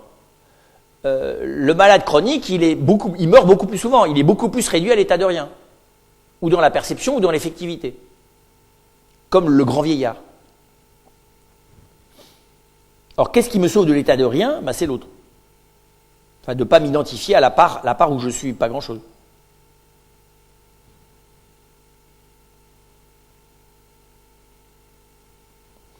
Dernier élément, du coup, qu'est-ce que je vois ? Je vois que finalement, d'apprendre à être malade, je pourrais apprendre tout de suite. Non pas parce qu'on est tous un peu... Enfin si, parce même si on n'est pas tous malades au sens clinique du terme, la précarité, on la vit. La part de solitude, on la vit. La part d'impuissance, on la vit. La part d'indignité, on la vit. La part d'incapacité à vivre, on la vit aussi. Et la part de désordre, on vit avec toute une part de nous qui est pas simplement en vrac, mais qui est en désordre. Toute une partie de nous qui complote complètement contre le reste, qui travaille à contre On a des parties de notre... parce que c'est beaucoup de choses, nous. Hein. Et on sait très bien qu'il y a des parties complètement contre-productives. Tout en nous n'est pas rangé comme une armée en bataille ou parfaitement unifié comme une équipe de France quand elle gagne la Coupe du Monde. C'est le bazar dans les vestiaires, les remplaçants ne sont pas contents, chacun veut être la vedette, on finit par... voilà, bref. C'est Aristote qui dit déjà ça, que l'homme n'a qu'un empire politique sur sa vie affective. Et même chose sur son organisme, d'ailleurs. Un empire politique, ça ne veut dire pas beaucoup, pour faire simple. Il peut tenter la dictature et la tyrannie, mais ça finit toujours par la révolte. Qu'une question de temps. Et des fois par la décapitation ou le tyrannicide, enfin du dictateur ou du tyran. Donc, vaut mieux pas essayer ça avec soi.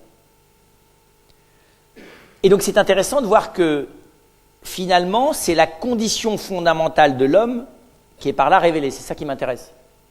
La condition de l'homme, c'est pas d'être malade. Mais la condition de l'homme, elle n'est pas que d'être fragile. La réelle condition de l'homme, elle est d'être tout le temps entre la fragilité et la précarité. On le sait bien, dès notre naissance, c'était précaire. Puisque les gens qui nous ont mis au monde, on ne comprenait rien du tout à qui on était, ils ont dû faire semblant. Et qui se sont d'ailleurs en grande partie ratés, puisqu'ils ne savaient pas qui on était. Qui ne savaient d'ailleurs même pas encore très bien qui ils étaient eux-mêmes. Donc je ne te raconte pas. Ça ne les a pas empêchés de réitérer ça un peu plus loin avec des gens qu'on ne connaissait pas non plus, soit qu'on ne nous a pas demandé d'ailleurs la nécessité de leur apparition. Donc ils ont multiplié les difficultés. Alors à partir de 3, je ne vous raconte pas. C'est le bazar des ignorants, quoi. C'est vrai, ça s'appelle la famille. Après ça, dans le jeu, on le sait très bien, si on est un peu lucide, que dans le jeu social, alors on fait semblant qu'on sait ce qui sont les gens. Mais on ne sait pas plus que ses propres enfants qui sont les gens, et même encore moins. Alors on se met plein d'étiquettes, on joue des jeux de rôle parfaitement ridicules et pathétiques à longueur de vie. Donc c'est vrai que finalement, si vous regardez la vie humaine comme elle est vraiment, et pas comme on veut se la raconter, elle est passionnante, hyper fragile et très souvent précaire. Du côté de la connaissance, du côté de l'effectivité de l'humain qui est mis en jeu. Elle est d'ailleurs globalement assez pathologique. C'est vrai, vous prenez la France 2015, juin 2015 là, globalement, ce pays, et nous-mêmes, on est quand même allés, on est tous au moins à 30% pathologiques. Dans le pire des cas, c'est 95%. Et globalement, le pays, il y est plutôt à 60%, non? Vous n'allez pas me dire qu'on n'est pas dans un pays malade. Et c'est difficile de vivre dans un pays malade sans être malade soi-même. Prétendre au beau milieu de Paris, avec un taux de pollution très élevé, expliquer que vous respirez vachement d'oxygène parce qu'il y a des petits oiseaux et un arbre sous votre fenêtre, ça ne va pas le faire. Voilà. Et le psychisme, c'est comme le physique, ça nous pollue. Enfin, ça se pollue aussi vite, des fois plus vite d'ailleurs même. Et donc c'est très intéressant de voir que, alors appelons ça pas malade si on veut pas, enfin quand même, il y a un état de désordre pathologique chronique qui fait partie de la nature humaine. Alors ça a été mal fichu peut-être, ça faut s'adresser après ça à la question religieuse, mais en tout cas c'est vrai, il n'y a pas à s'en affoler, mais il n'y a pas non plus à le minimiser. D'autant plus, on en a travaillé plusieurs fois ici, que politiquement c'est plutôt les pathologies qui s'additionnent plutôt que les, vous voyez, les cercles vertueux de la santé augmentante. Enfin, vous voyez, prenez ça. Il n'y a que dans les parcours écologiques du footing du matin où là, vous voyez les gens, vous voyez vertueusement essayer de s'aider les autres à faire des exercices pour aller mieux. Mais globalement, l'ensemble de la culture française n'est pas à vous pousser à faire beaucoup d'exercices le matin. Plutôt à vous vendre des choses pour remplacer des exercices que vous n'avez pas faits. Non, mais c'est vrai. Tous les gens d'ailleurs qui veulent vous vendre quelque chose vous expliquent désormais que c'est bon pour votre santé. À dose modérée évidemment. Indiqué sur la boîte. Alors, précisément, qu'est-ce qui est intéressant dans cette condition fondamentale existentielle, si je la regarde positivement et pas simplement, évidemment, dans ces dérives pathologiques collectives et personnelles? C'est la potentialité. C'est-à-dire qu'en gros, la maladie est un lieu d'apprentissage du fait qu'il y a beaucoup de choses en puissance en moi, dans le double sens du terme. Il y a beaucoup de choses qui restent potentielles et qui n'arrivent pas à s'actualiser, et la maladie est un état de non-actualisation, parce que il y a un handicap chronique sur telle partie de mon organisme ou telle partie de mon psychisme. Des gens qui sont terrorisables n'arriveront jamais à exercer la vertu de courage de manière sereine et joyeuse. Jamais.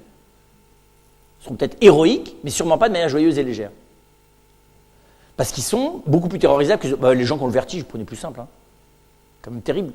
Des gens qui, à partir d'un mètre au-dessus du niveau du sol, commencent réellement, de manière incontrôlable, à paniquer complètement. Allez, 2 mètres. Pour augmenter le nombre de personnes. C'est quand même ridicule. On a beau vous expliquer que le périmètre sur lequel vous êtes là, vous êtes à 10 mètres de hauteur, mais qu'il n'y a aucun problème. Tenir debout sur un truc comme ça pose aucun problème. Là, on voit bien qu'on est quand même un peu malade. Que la raison doublée de la sensation habitée par une vie vertueuse ne soit pas capable de dominer un effet d'illusion, c'est quand même énorme. Un effet d'optique, illusoire.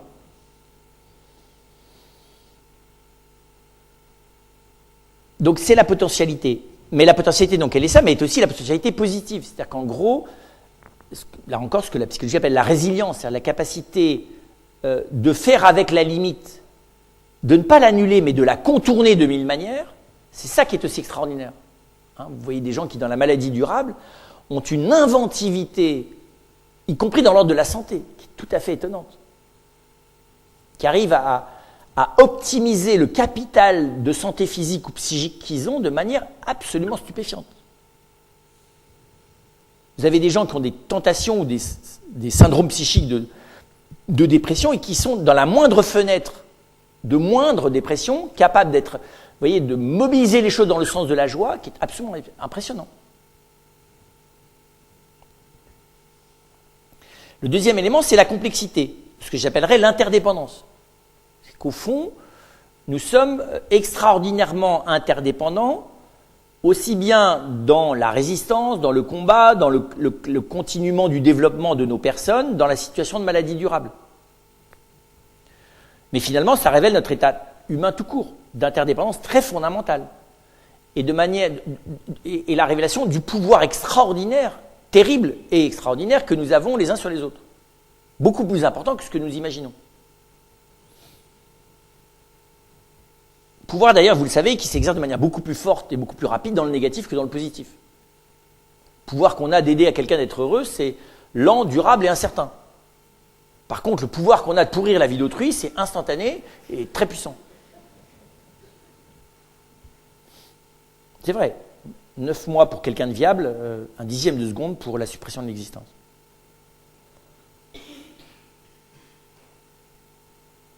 Et puis le dernier élément, qui va ensemble, c'est le devenir. Ce que j'appellerais l'incertitude créative du devenir. C'est que finalement, la maladie est une occasion de découvrir comment rien n'est joué. Ce que l'état de santé, de bonne santé, fait croire. Vous voyez, qu'au fond, comment vous dire ça ? La seule chose qui est stable dans l'existence, c'est la détermination intérieure progressive à consentir à ce que je suis et à choisir de m'engager dans le sens de ce qui me fait vivre le plus. Vous voyez, c'est la détermination spirituelle, pour faire, pas religieux, intérieure. Ça, chez certains êtres, on voit bien, c'est durable, déterminé et irréversible. Mais tout le reste est incertain. Alors, l'incertitude du devenir, et aucune réalité n'est soumise à une incertitude plus forte que nous. Même la météo est plus certaine que nos existences. Parce qu'au moins, la météo, elle est la même pour les 100 personnes qui habitent, pour les 10 000 personnes qui habitent la même ville. La météo est la même. Mais la manière dont chacun va vivre la météo intérieure que déclenche cette météo extérieure, elle est extrêmement variable. Donc pour la même météo physique, vous avez des variations météorologiques dans la même journée en plus. Parce qu'avec la même chaleur ou la même froid, vous pouvez passer du chaud bouillant au glacial avec une vitesse phénoménale, selon la vitalité émotive qui est la vôtre. Ou de l'abattement à l'énergie physique, selon ce que vous avez mangé le midi. Et donc c'est très étonnant de voir que nulle réalité n'est autant en devenir que la personne humaine, mais cette incertitude du devenir est aussi, si je le reboucle avec la potentialité, une possibilité de créativité permanente. Alors, pas de créativité où je fais des choses durables qui durent pour l'éternité, mais une créativité, c'est-à-dire d'inventivité sur les chemins de mon existence et de la coopération avec celle d'autrui. Vous voyez, alors, c'est une créativité moins brillante, moins, comment vous dire ça, éphémère, quoi. Vous savez, on voit ça, je suis à Avignon, et donc les arts vivants, c'est éphémère. La pièce de ce soir, c'était pas celle d'hier. Plus jamais cette pièce ne sera jouée comme ce soir. Parce que plus jamais ce seront les mêmes personnes à regarder. Alors que vous pouvez regarder pour la 600e fois, je sais pas trop quoi, le 7e saut de Bergman. La 600e fois, votre manière de réagir est peut-être pas la même, mais le film, il est le même, lui. Alors vous l'avez remasterisé, c'est-à-dire en gros, quasiment rien du tout, mais c'est pas grave, vous avez le sentiment d'avoir fait quelque chose. Alors que la pièce de théâtre, elle est pas la même, elle est vraiment pas du tout la même. Parce qu'elle a rencontré des existences chez le comédien, les comédiens comme chez les spectateurs. En plus, il n'y a plus de spectateurs et de comédiens parce que le vrai comédien est aussi spectateur du public. Bon, ça, on s'aperçoit que c'est très étonnant. La circularité de ce qui peut s'installer dans l'art vivant, qui est un art de l'éphémère, qui est celui qu'on met en œuvre autour d'une table dans un repas de famille, qui est celui qu'on met en œuvre dans une situation difficile où il faut affronter quelque chose d'inassumable. Enfin, vous voyez, voilà. Et donc, cette créativité-là, il me semble que finalement, participer à l'apprentissage à être malade d'autrui, c'est-à-dire sans attendre de l'être, peut être une occasion extraordinaire d'apprentissage de la créativité. Vous voyez, je pense qu'on n'a pas à s'occuper des malades parce que c'est bien de se dévouer pour eux puisqu'on a la chance de ne pas l'être. Ça, c'est généreux, condescendant, pas très intelligent, peu éclairé et contre-productif. Mais c'est quand même généreux. Donc c'est mieux que rien, ou l'inverse. Oui, c'est-à-dire méchant, agressif, éliminatoire, vous voyez, et néantisant l'autrui. D'accord. Donc vous voyez, il y a le pire. Ça, c'est un peu plus que, c'est le minimum. C'est bien. C'est bien, parce que c'est comme les animaux, quoi. Les animaux font, non mais sérieux, les animaux font pareil. Les animaux ont une certaine solidarité spontanée, en tout cas chez les mammifères. Et donc c'est bon d'avoir cette spontanéité animale. Mais normalement, on est censé pouvoir faire plus. Et donc finalement, pas s'intéresser, mais accompagner l'autre, alors avec toutes les précautions des limites de sa propre personne, hein, l'autre dans ce chemin de créativité qu'appelle en tout cas, et que dans certains cas réclame la maladie pour être humainement vivable, est finalement extraordinairement riche comme expérience. Enfin moi, en tout cas, c'est l'expérience que j'ai faite. C'est-à-dire que des choses qui m'auraient semblé inapprochables, écrasantes, désespérantes, inassumables, et dans lesquelles tous les réflexes de mon être étaient de me tenir à distance, je me suis aperçu que précisément en acceptant avec d'autres de s'approcher de ces situations impossibles, non seulement ça devenait moins impossible pour la personne qui la vivait, mais c'est extraordinaire l'apprentissage humain, vous voyez, tous les effets collatéraux absolument extraordinaires, ou les retombées positives que ça a sur tout l'environnement. Donc c'est pour dire que je trouve très intéressant qu'on soit à ce seuil-là, qui est qu'au fond, la participation à la vie critique d'autrui, si elle n'est pas suicidaire et généreuse, vous voyez, peut-être à certaines conditions de prudence, une expérience humaine extraordinaire, qui non seulement me fait sortir d'une vision, d'un jeu de rôle tout à fait simpliste sur l'existence, vous voyez, qui n'est que simplement différer la date de la catastrophe, hein, où il va falloir me rendre à toutes ces réalités-là. Mais en plus, percevoir, comprenez bien, vous l'avez vu, un niveau d'existence beaucoup plus fondamental et beaucoup plus profond, qui est simultanément le corps, le psychisme et l'intériorité. Parce que finalement, l'intériorité, si elle ne passe pas par là, c'est pas sûr qu'elle en soit une vraie. Vous voyez ? Et c'est très intéressant de voir que finalement, la vraie intériorité humaine, c'est celle dans laquelle, mais on patine dans l'impuissance sans lâcher, on s'appuie les uns sur les autres et on apprend dans des difficultés concrètes à voir comment est-ce que le chemin par lequel on essaie d'optimiser le bien de ceux qui sont en présence est une espèce même si les grands axes du bien, on les connaît, mais je dirais très bien, ça, il n'y a pas besoin d'être un grand sage pour savoir quels sont les grands axes du bien. Le problème, c'est de le pratiquer, de le tisser au jour le jour. Voilà. Donc il y a une expérience là, éthique, profonde, humaine, et même de ce que c'est que le vrai développement de la personne, moi qui me semble de plus en plus complètement salutaire. Et très très loin des grandes idées qu'on a sur ce que c'est qu'une vie réussie. Pardon, j'étais un peu long. À vous les questions.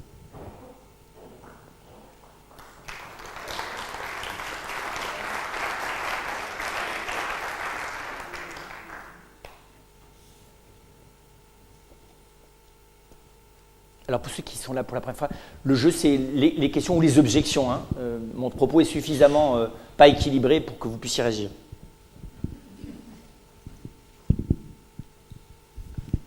Moi, j'aimerais que vous développiez, si j'ai bien compris, vous avez dit que l'âme était gênée dans son développement lorsque la maladie était là. Et ça, j'aimerais bien que vous développiez si c'est possible. C'est très simple. Quelqu'un qui est en état de migraine chronique, il a beau faire tout ce qu'il veut, et qui est par ailleurs un grand intellectuel. Au bout de 10 minutes de concentration, il a la tête fusillée. c'est typique, l'aspiration à la recherche, à la compréhension, vous voyez, au réordonnement de la connaissance à l'intérieur de soi, quand c'est une passion, c'est une dimension essentielle de l'existence. Quelqu'un qui est un contemplatif qui perd les yeux, un grand visuel qui perd les yeux, un grand musicien qui perd les oreilles. Et donc là, on voit bien qu'il y a un décalage, il y a une espèce d'agression, alors qui est plus ou moins forte selon le développement déjà avancé de l'âme et le degré de l'obstacle, bien sûr. Et donc là, il y a il y a un grand moment à la fois de deuil et puis je dirais, de redistribution de la vitalité. Et souvent, ça ne se fait pas seul. Comment réinvestir ce désir de voir qui a structuré votre vie pendant 20 ans ou 30 ans ou 40 ans dans une autre manière de voir qu'avec vos yeux? Voilà, là, il y a un moment et c'est là qu'il y a une créativité par des chemins. Mais soyons clairs, les chemins ne vont jamais complètement... je lisais par exemple un ouvrage qu'on m'a passé sur quelqu'un qui est devenu aveugle comme ça d'un seul coup, le même jour, ou en quelques jours des 2 yeux, un enfant. Et on voit bien qu'il y a une espèce d'énorme vitalité qui fait qu'instantanément il a positivé, et en même temps quand on lit sa vie, on voit qu'il reste une blessure extrêmement profonde. Les deux. Que finalement, c'est pas avec la part positive qu'il a du mal. C'est avec la part qui reste dans cette espèce de rage qui s'est transformée j'allais presque dire, en énergie positive, presque. Pas en joie, mais vous voyez, en espèce de se lancer dans l'existence, mais qui reste quand même mélangé à une espèce de choc. Voilà. Et donc, c'est ça. Je suis obligé de voir que l'organisme, et là c'est vrai du physique, mais c'est vrai du psychique aussi. On le sait bien, tous les gens dépressifs ne sont pas des mauvais sires. C'est des gens, ils le sont à la suite des circonstances de l'existence. Ils ont fini par l'être à force d'être cassés. Et des fois, ils gardent au plus profond d'eux-mêmes une aspiration et même une capacité à la joie et à la légèreté. Alors, par quel chemin cette capacité va être libérée spirituellement tout en intégrant la pesanteur psychique de ne pas y avoir accès, ce n'est pas des choses simples, ça. Et en même temps, c'est très... Voilà, voilà, donc mais on voit bien que entre la vitalité qui est très intérieure, mais des fois qui est aussi une vitalité toute simple, et l'obstacle de la maladie, là il y a une espèce d'affrontement qui se négocie. En ne rêvant pas que ça soit une victoire définitive, mais en essayant que ça ne soit pas une défaite pour toujours.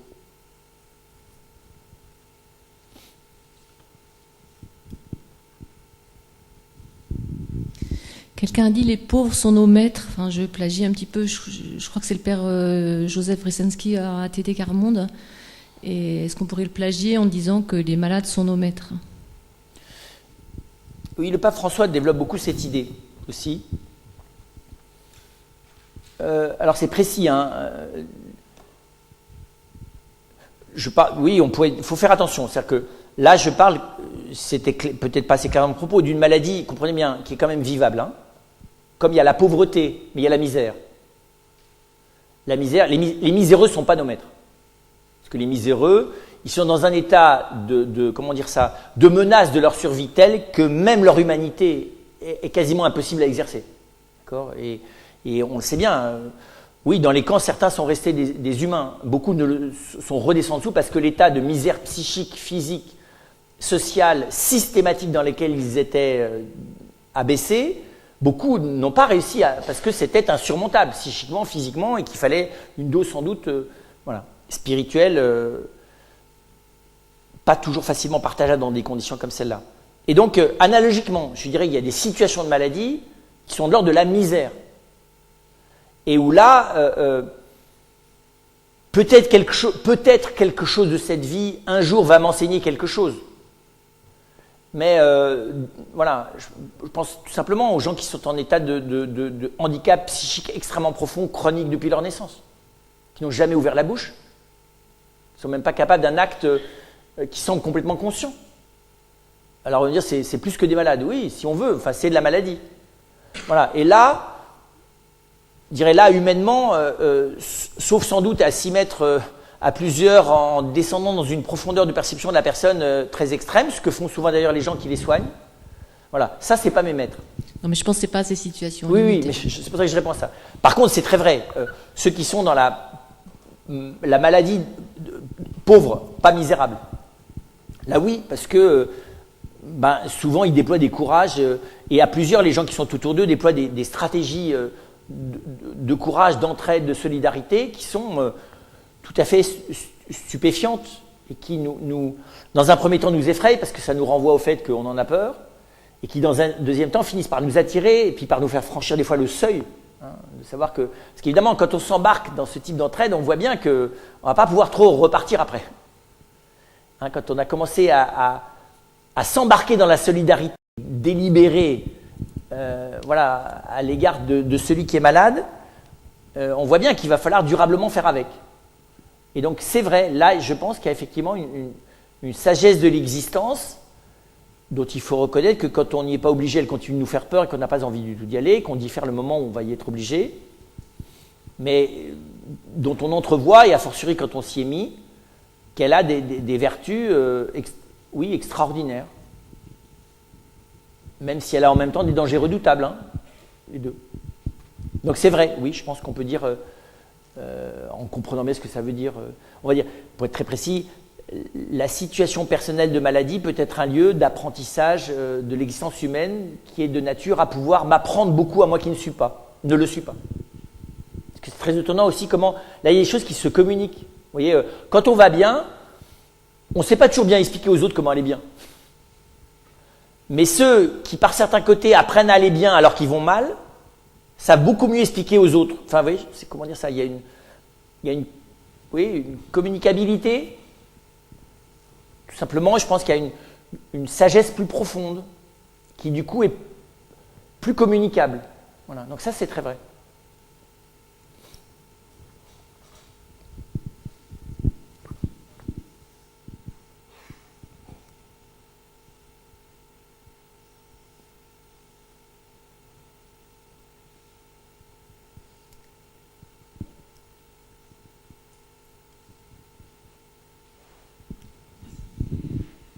Dans quelle mesure l'accompagnement d'un malade peut nous aider nous-mêmes si on rencontre la maladie? Parce que j'imagine que ça peut nous aider quand même. On n'est jamais malade de la même façon. Alors, quand on écoute l'expérience des uns et des autres, en fait, l'accompagnement d'un malade n'aide pas dans la rencontre de la maladie. Pas du tout. Ça ne sert à rien du tout. Parce que la rencontre de la maladie, je n'ai pas pu l'anticiper. Par contre, c'est dans le deuxième temps. Vous voyez ? C'est-à-dire d'apprendre à vivre avec elle. L'accompagnement du malade m'apprend vraiment à accompagner la maladie. Le malade avec sa maladie. Et donc, elle va m'apprendre, une fois que j'aurai rencontré la maladie, qui est le vrai moment difficile, et que ça, je peux pas, personne ne m'apprendra jamais à le vivre, ce moment-là. Enfin, vous voyez, je ne sais pas comment vous dire ça. On va prendre une analogie positive. D'avoir vu des gens qui s'aiment et d'avoir essayé de comprendre ce qu'ils vivaient, ça vous aidera peut-être un jour à aimer quelqu'un. Ça ne va pas vous aider dans la rencontre avec la personne que vous allez aimer. C'est marrant, cette partie-là, elle est pas on l'apprend pas. Vous avez beau d'ailleurs avoir appris, vu qu'aimer c'est merveilleux, vous n'allez pas plus préparé à la rencontre. C'est très bizarre le moment de la rencontre. Et il y a avec la maladie quelque chose de la rencontre. Parce que c'est une rencontre avec soi. Et donc l'accompagnement du malade ne me prépare jamais à la rencontre avec moi. Par contre, elle me prépare à m'accompagner moi-même, oui. C'est-à-dire la patience, le recul. Mais tous ceux qui l'ont vécu vous le diront, qui ont accompagné des gens. Mais le moment où c'est eux, là, le moment de la rencontre, alors lui, et souvent ils ont cru que ça allait les préparer à ça. Non. Comme l'accompagnement des mourants, ça n'a jamais préparé quelqu'un à rencontrer sa mort. Ça peut nous apprendre peut-être à mourir. Mais pas parce que là, on rencontre la mort avant de mourir. Oui, je veux dire, ce que dit très bien Christian Bobin. La mort, tu la rencontres. Après ça, il faut que tu l'apprivoises pour pouvoir mourir, humainement. Le problème, c'est pas de mourir, c'est de la rencontrer. C'est le moment de la rencontre où ça se passe pas bien. Jusque-là, tu l'avais pas rencontrée, elle était par là, quoi. Puis à un moment donné, elle est devant toi, elle te sourit, elle te dit bonjour. Et là, ta vie, il n'y a rien qui t'y prépare à ça. Demandez aux uns et aux autres. Moi, j'ai un exemple tragique, le père d'un de nos frères, qui était médecin et il connaissait très bien un franciscain qui lui avait dit, qui accompagnait malade et qui lui a dit, évidemment, le jour où moi ça m'arrivera, tu me racontes pas d'histoire, quoi, tu me dis vraiment ce qui va arriver. Et un jour, le franciscain arrive avec un diagnostic et il dit à son ami médecin, tu me racontes pas d'histoire, quoi. qui me dit franchement les choses. Il dit bah voilà, là normalement, il a beau prendre les précautions, il lui dit quand même le fait, c'est-à-dire que normalement tu as 6 mois d'existence. Il est rentré au couvent, il s'est pendu. La rencontre avec la mort, je n'y suis pas préparé. Les autres peuvent m'y aider à la vivre, mais je ne peux pas m'y préparer. C'est très bizarre. Comme de tomber amoureux. C'est empirique. Hein. Vous expliquez ça philosophiquement, il faudrait sans doute le faire.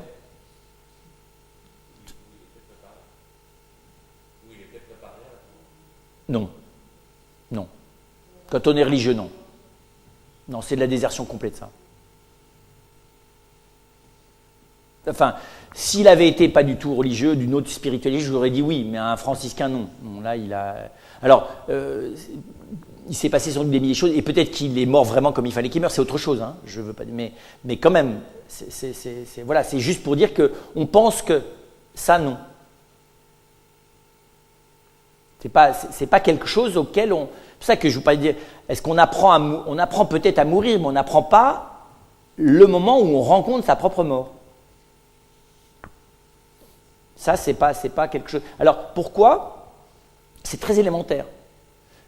Dans le fait de tomber amoureux, au sens très radical du terme, comme d'être face à sa mort, on est face à un absolu sensible. Les deux seuls absolus sensibles, c'est quand, tout d'un coup, le bien m'apparaît intégralement, comme une espèce parce que tomber amoureux, c'est comme d'avoir une apparition du bien absolu. Oui, c'est pas vrai d'ailleurs. Hein. Enfin, c'est pas vrai. Peut-être que c'est vrai. Non, mais peut-être que c'est vrai. Peut-être que l'autre n'est pas l'apparition, n'est pas le bien absolu. Mais peut-être que c'est un moment où le bien m'apparaît de manière absolue. Et peut-être que c'est pas une illusion. C'est ça tout le problème. Le problème, c'est que je risque de croire que c'est l'autre qui est la cause de cette apparition et que c'est l'autre qui est la cause de ce bien absolu. Mais peut-être que le bien absolu, c'est simplement la lumière qui permet l'apparition. Dans le fait de tomber amoureux. C'est très bizarre d'ailleurs. Quelles que soient les manières dont vous tombez amoureux. Le fait de tomber amoureux, il y a un phénomène là, qui n'est pas comme l'inspiration artistique, qui n'est pas du tout la même chose que d'apprivoiser progressivement quelqu'un et d'apprendre à l'aimer. Ce que n'économise pas du tout d'ailleurs le fait de tomber amoureux, vous avez remarqué, parce que ça peut complètement disparaître après coup et aboutir à rien du tout. Ça n'a rien à voir, ça ne promet rien du tout de tomber amoureux. Par contre, il y a comme une espèce, vous voyez, un espèce d'absolu dans la présence sensible. Or, le seul absolu sensible, c'est la mort. C'est très étonnant. C'est pour ça d'ailleurs que tous les artistes sont fascinés par l'amour incarné par la mort. Bah, vous voyez bien, hein, quand vous méditez devant le cadavre de quelqu'un, vous comprenez bien que là, vous êtes devant un absolu sensible. Il y a une irruption du négatif dans le sensible auquel je ne peux donner aucune explication. Ça n'est pas j'ai beau m'expliquer tous les mécanismes, ça ne rend pas compte de cette négation du réel qui est là. Pas la personne, même sans la foi d'ailleurs, si j'ai un peu de philosophie, je vois bien que l'esprit il n'est pas mortel, donc c'est réglé, c'est pas la question. La personne elle n'est pas détruite, mais ça n'enlève rien à vous comprenez bien, la part d'inintelligible. Voilà, donc c'est juste peut-être pour ça que c'est les deux choses auxquelles on n'est de toute façon pas préparé. La troisième, je pense, ça sera la rencontre définitive avec Dieu, oui, dans l'ordre définitif, c'est là où là il n'y aura plus d'équivoque, rien de médiation, rien, direct, ça sera la même chose. Ça sera dire simultanément la mort et tomber amoureux. Bah évidemment, ça aura l'intensité foudroyante de la mort et ça aura l'absolu sensible. Bon bref, mais ça c'est une autre question.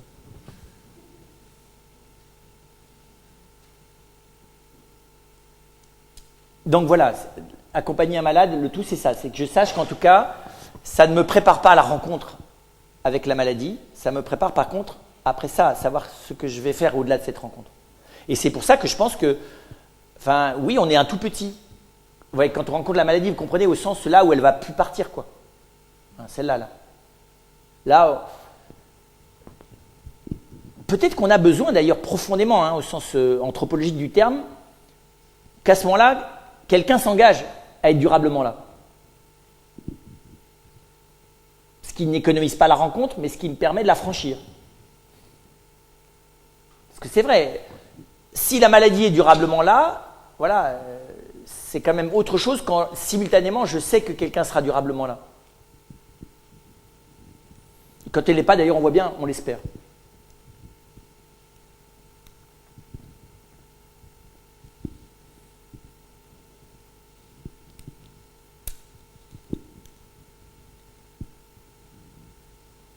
Délibérément, je n'ai pas développé toutes les conséquences que ça pourrait avoir pour le corps médical, la formation médicale, l'accompagnement des thérapeutes, qu'on appelle la supervision des infirmières, des aides-soignants, des médecins, et des choses qui commencent à se travailler. Ce qu'on appelle la proximologie, c'est-à-dire comment est-ce que la guérison de quelqu'un est liée à l'ensemble des gens qui lui sont proches. Que la prise en compte de cette espèce d'écosystème est un élément, un facteur très important dans le chemin personnel du patient et des personnes qui sont engagées aussi à leur niveau dans ce chemin-là. C'est très beau d'ailleurs de commencer, vous voyez, dans cette... Voilà, donc du coup, est-ce que l'hôpital dessert pas ce truc-là? Enfin, vous voyez, à domicile, pas à domicile, on est en plein dans ce chantier généralisé, hein, là, qui se pose plus à propos de la vieillesse, mais qui est plus large que ça.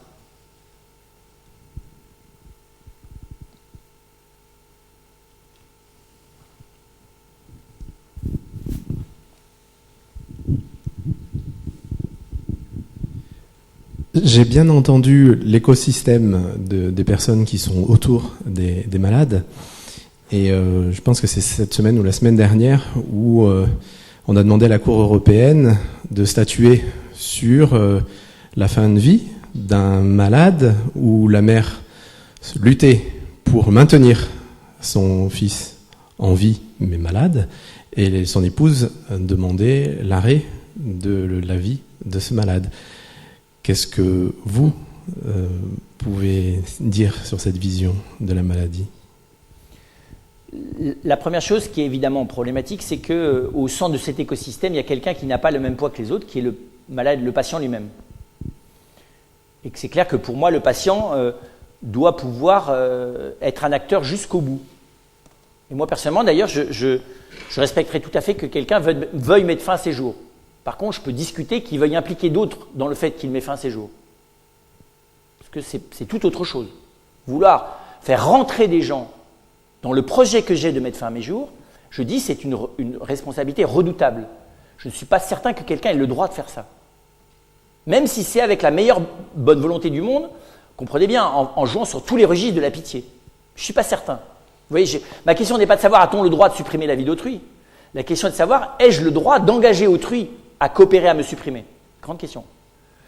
Et je pense que si l'autre le fait, il ne peut le faire que en son âme et conscience dans une relation intimement personnelle. Et sûrement pas pour des raisons institutionnelles. Ça me semble impossible, ça. Je peux tout à fait, moi je comprendrais tout à fait que quelqu'un demande à quelqu'un d'autre de l'aider à mettre fin à ses jours, ou bien parce qu'il n'a pas le courage, ou bien parce qu'il n'en a pas les moyens physiques, je le comprends. Et que quelqu'un s'y engage, d'ailleurs, je ne le jugerai pas. Par contre, qu'on veuille reporter ça sur l'institution, ça me semble, sur le plan purement éthique, totalement monstrueux. Parce que c'est les exemples de 1000 grammes.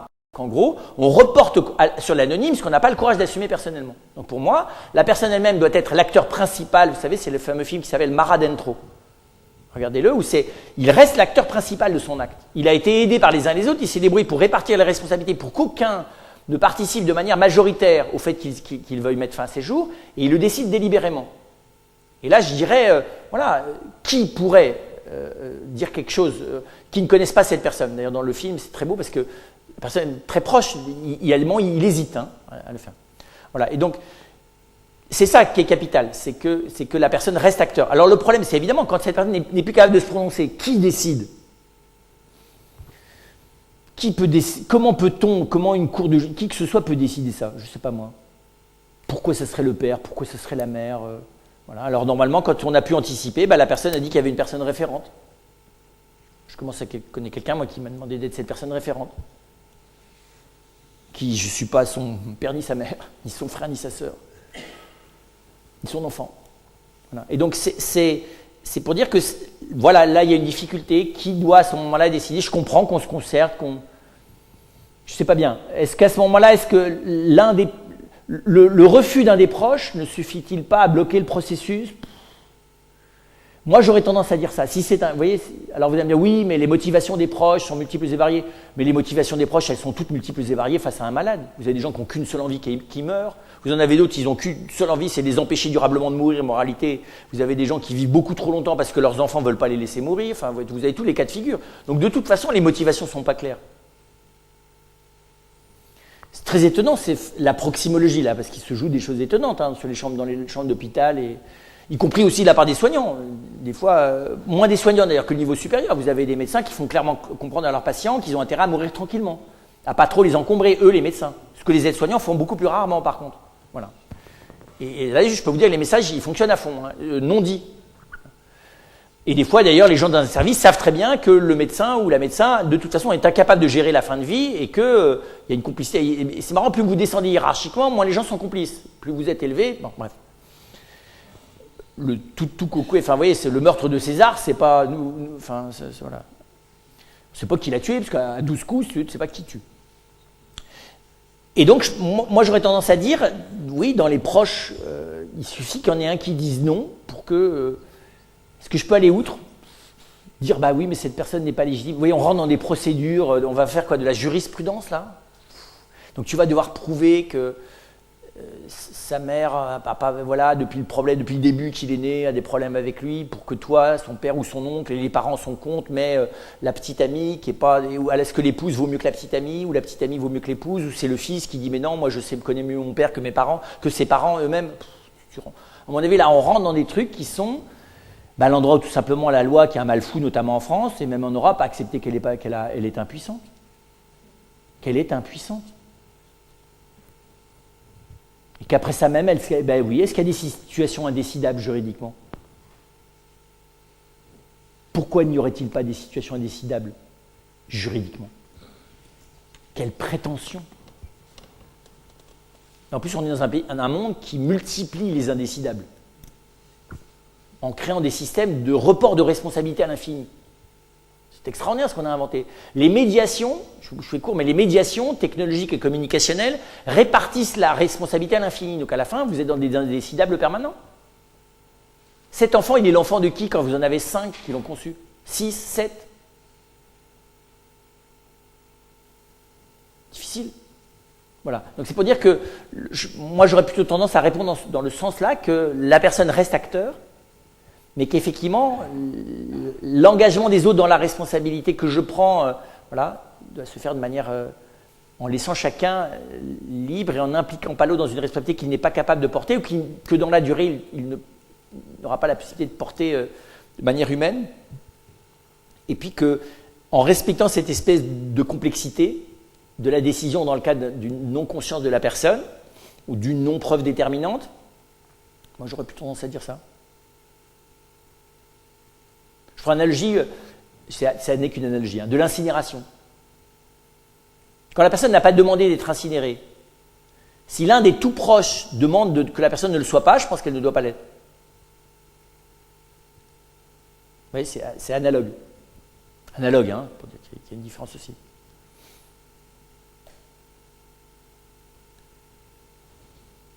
Sur le don d'organes aussi. On veut faire passer en France une loi qui fait que de toute façon, a priori, vos organes sont donnables, sauf si vous avez décrété formellement que vous ne le voulez pas. Si vous ne l'avez pas mentionné, qui décide? Empiriquement, c'est les proches. Et on voit bien qu'empiriquement, dans la plupart des cas, si les proches n'arrivent pas à s'entendre et que l'un d'entre eux ne le veut pas, ça ne se fait pas. Vous voyez? Donc là, il y a quelque chose. Je ne serai pas là encore vous expliquer exactement pourquoi, mais empiriquement, on voit bien qu'on va dans le même sens.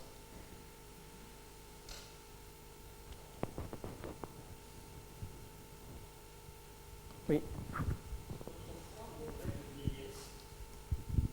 Autrefois, on mourait de vieillesse et maintenant, on meurt de maladie. Est-ce que l'évolution de la science dans la maladie ne détourne pas un peu la maladie de son essence? Un petit peu comme si, à partir du moment où on a déterminé une maladie, on mettait le malade sur une rampe et puis il suivait la rampe. Alors, en réalité, il y a peut-être, à travers la maladie, une invitation à des choses assez importantes. Je pense à la guérison de blessures, à des guérisons intérieures, ou peut-être aussi à une espèce de prise de conscience dans l'univers de ce qu'est la maladie et les autres malades, et non pas la maladie. Enfin bon, je pense qu'il y aurait à creuser peut-être cette tendance dans laquelle on met dans un ghetto la maladie. Tout à fait. Et le malade, bien sûr. Alors, je pense que votre question est capitale. et qui était d'ailleurs, on ne va pas repartir, mais une autre manière de regarder ce que j'ai abordé. Alors, d'abord, je pense qu'on mourrait, on n'est jamais mort de vieillesse. On est toujours mort d'arrêt cardiaque, vous voyez, voilà. Donc, finalement, on mourrait toujours de quelque chose qui n'allait pas. Par contre, ce qui est très vrai, c'est que deux choses. D'abord, nos capacités de nous maintenir en vie, bien que malades, et bien qu'extrêmement malades, est quelque chose qui s'est amplifié à la fois en qualité et en nombre. Le nombre de gens qui sont maintenus parce que les moyens médicaux que l'on peut déployer sont beaucoup plus importants et le génie médical qui est de pouvoir maintenir les gens beaucoup plus longtemps malades avant qu'ils meurent pose effectivement des questions qui sont des questions pas simples. Par contre, la vraie question, celle que vous posez, c'est que envisager l'attitude par rapport à la maladie uniquement comme quelle stratégie pour une meilleure santé est une erreur profonde. L'état, la maladie et l'état de malade, oui, est à intégrer dans une démarche globale d'existence. Et donc l'intérêt que je dois y porter, le temps que j'y consacre, le degré d'acharnement ou non, ne peut se restituer que dans l'ensemble de mon existence. Et donc c'est parfaitement légitime que quelqu'un, pour certaines raisons, ne veuille pas se soigner. Pourquoi il aurait un devoir de se soigner ? Si effectivement c'est par négligence, il est jeune, il s'est engagé à une responsabilité parentale, très très bien, tout ce que on voudra, peut-être. Mais peut-être qu'à un moment donné dans son existence, non pas se laisser mourir, mais voilà, maintenir à minimum la situation en sachant qu'il va vers la mort et que finalement ce chemin, il ne le vit pas nécessairement de manière tragique et que l'accepter et le vivre est un lieu de croissance et de développement de ce qu'il est bien plus élevé et bien plus intense que s'il vivait 30 ans de plus, qui pourrait décider à sa place ?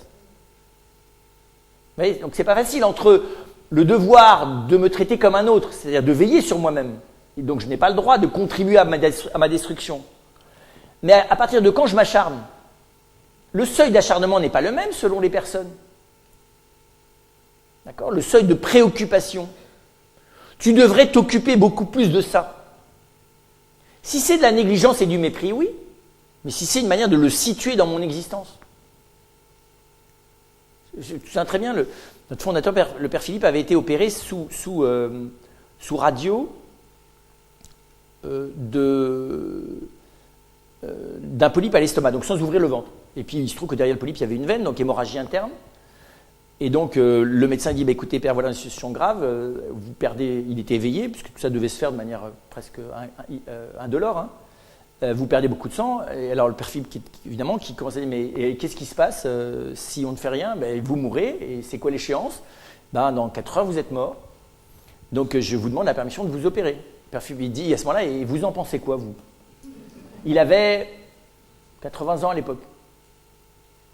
Et c'est très beau, l'autre lui a dit, écoutez, je pense qu'à cause de votre responsabilité, vous devez accepter. Il dit, bon d'accord, je vous obéis. Bien aimé le débat. Et il nous a dit, après ça, c'était quand même tentant. Voilà. C'est vrai, on comprend, à 80 ans, mourir d'une hémorragie sans douleur, il disait, oui, il a eu besoin du regard d'autrui. Voilà, donc je pense qu'effectivement, resituer cette dimension de mon existence à sa juste place, en plus, ça doit être un chantier permanent. Parce qu'effectivement, tel ou tel événement peut tout d'un coup me réveiller à la conscience de l'importance qu'il y a à me soigner de manière beaucoup plus forte, ou au contraire peut m'aider à relativiser cette espèce d'obsession dans laquelle j'étais fixé, et que je dois conserver un soin, mais arrêter d'en faire le centre de l'existence, parce que les autres ont décrété que si je ne me soigne pas avec tous les moyens du bord, je suis un affreux ceci ou un affreux cela. Donc je suis tout à fait d'accord avec vous. Et c'est vrai qu'au fond, peut-être que la moindre connaissance des possibilités, les moindres possibilités et la moindre connaissance de toutes les possibilités, comprenons bien la maladie de manière plus naturelle. Bon, mais je dirais que notre créativité aujourd'hui, elle est technique. Elle est pour le meilleur et pour le pire. Et je pense qu'elle réclame alors positivement une créativité relationnelle, vous voyez, beaucoup plus grande. Et c'est ça qui est très exigeant. Il faudrait qu'on ait un supplément d'âme pour assumer toutes les potentialités qu'on vient de s'inventer. C'est ça tout le problème. Que la sagesse n'accompagne pas la puissance. Que la puissance sans la sagesse, ça donne le vertige. Et c'est pas facile. Ça finit par fasciner positivement ou négativement. Ce soir, je vous propose de faire mieux, d'aller dormir. Portez-vous bien.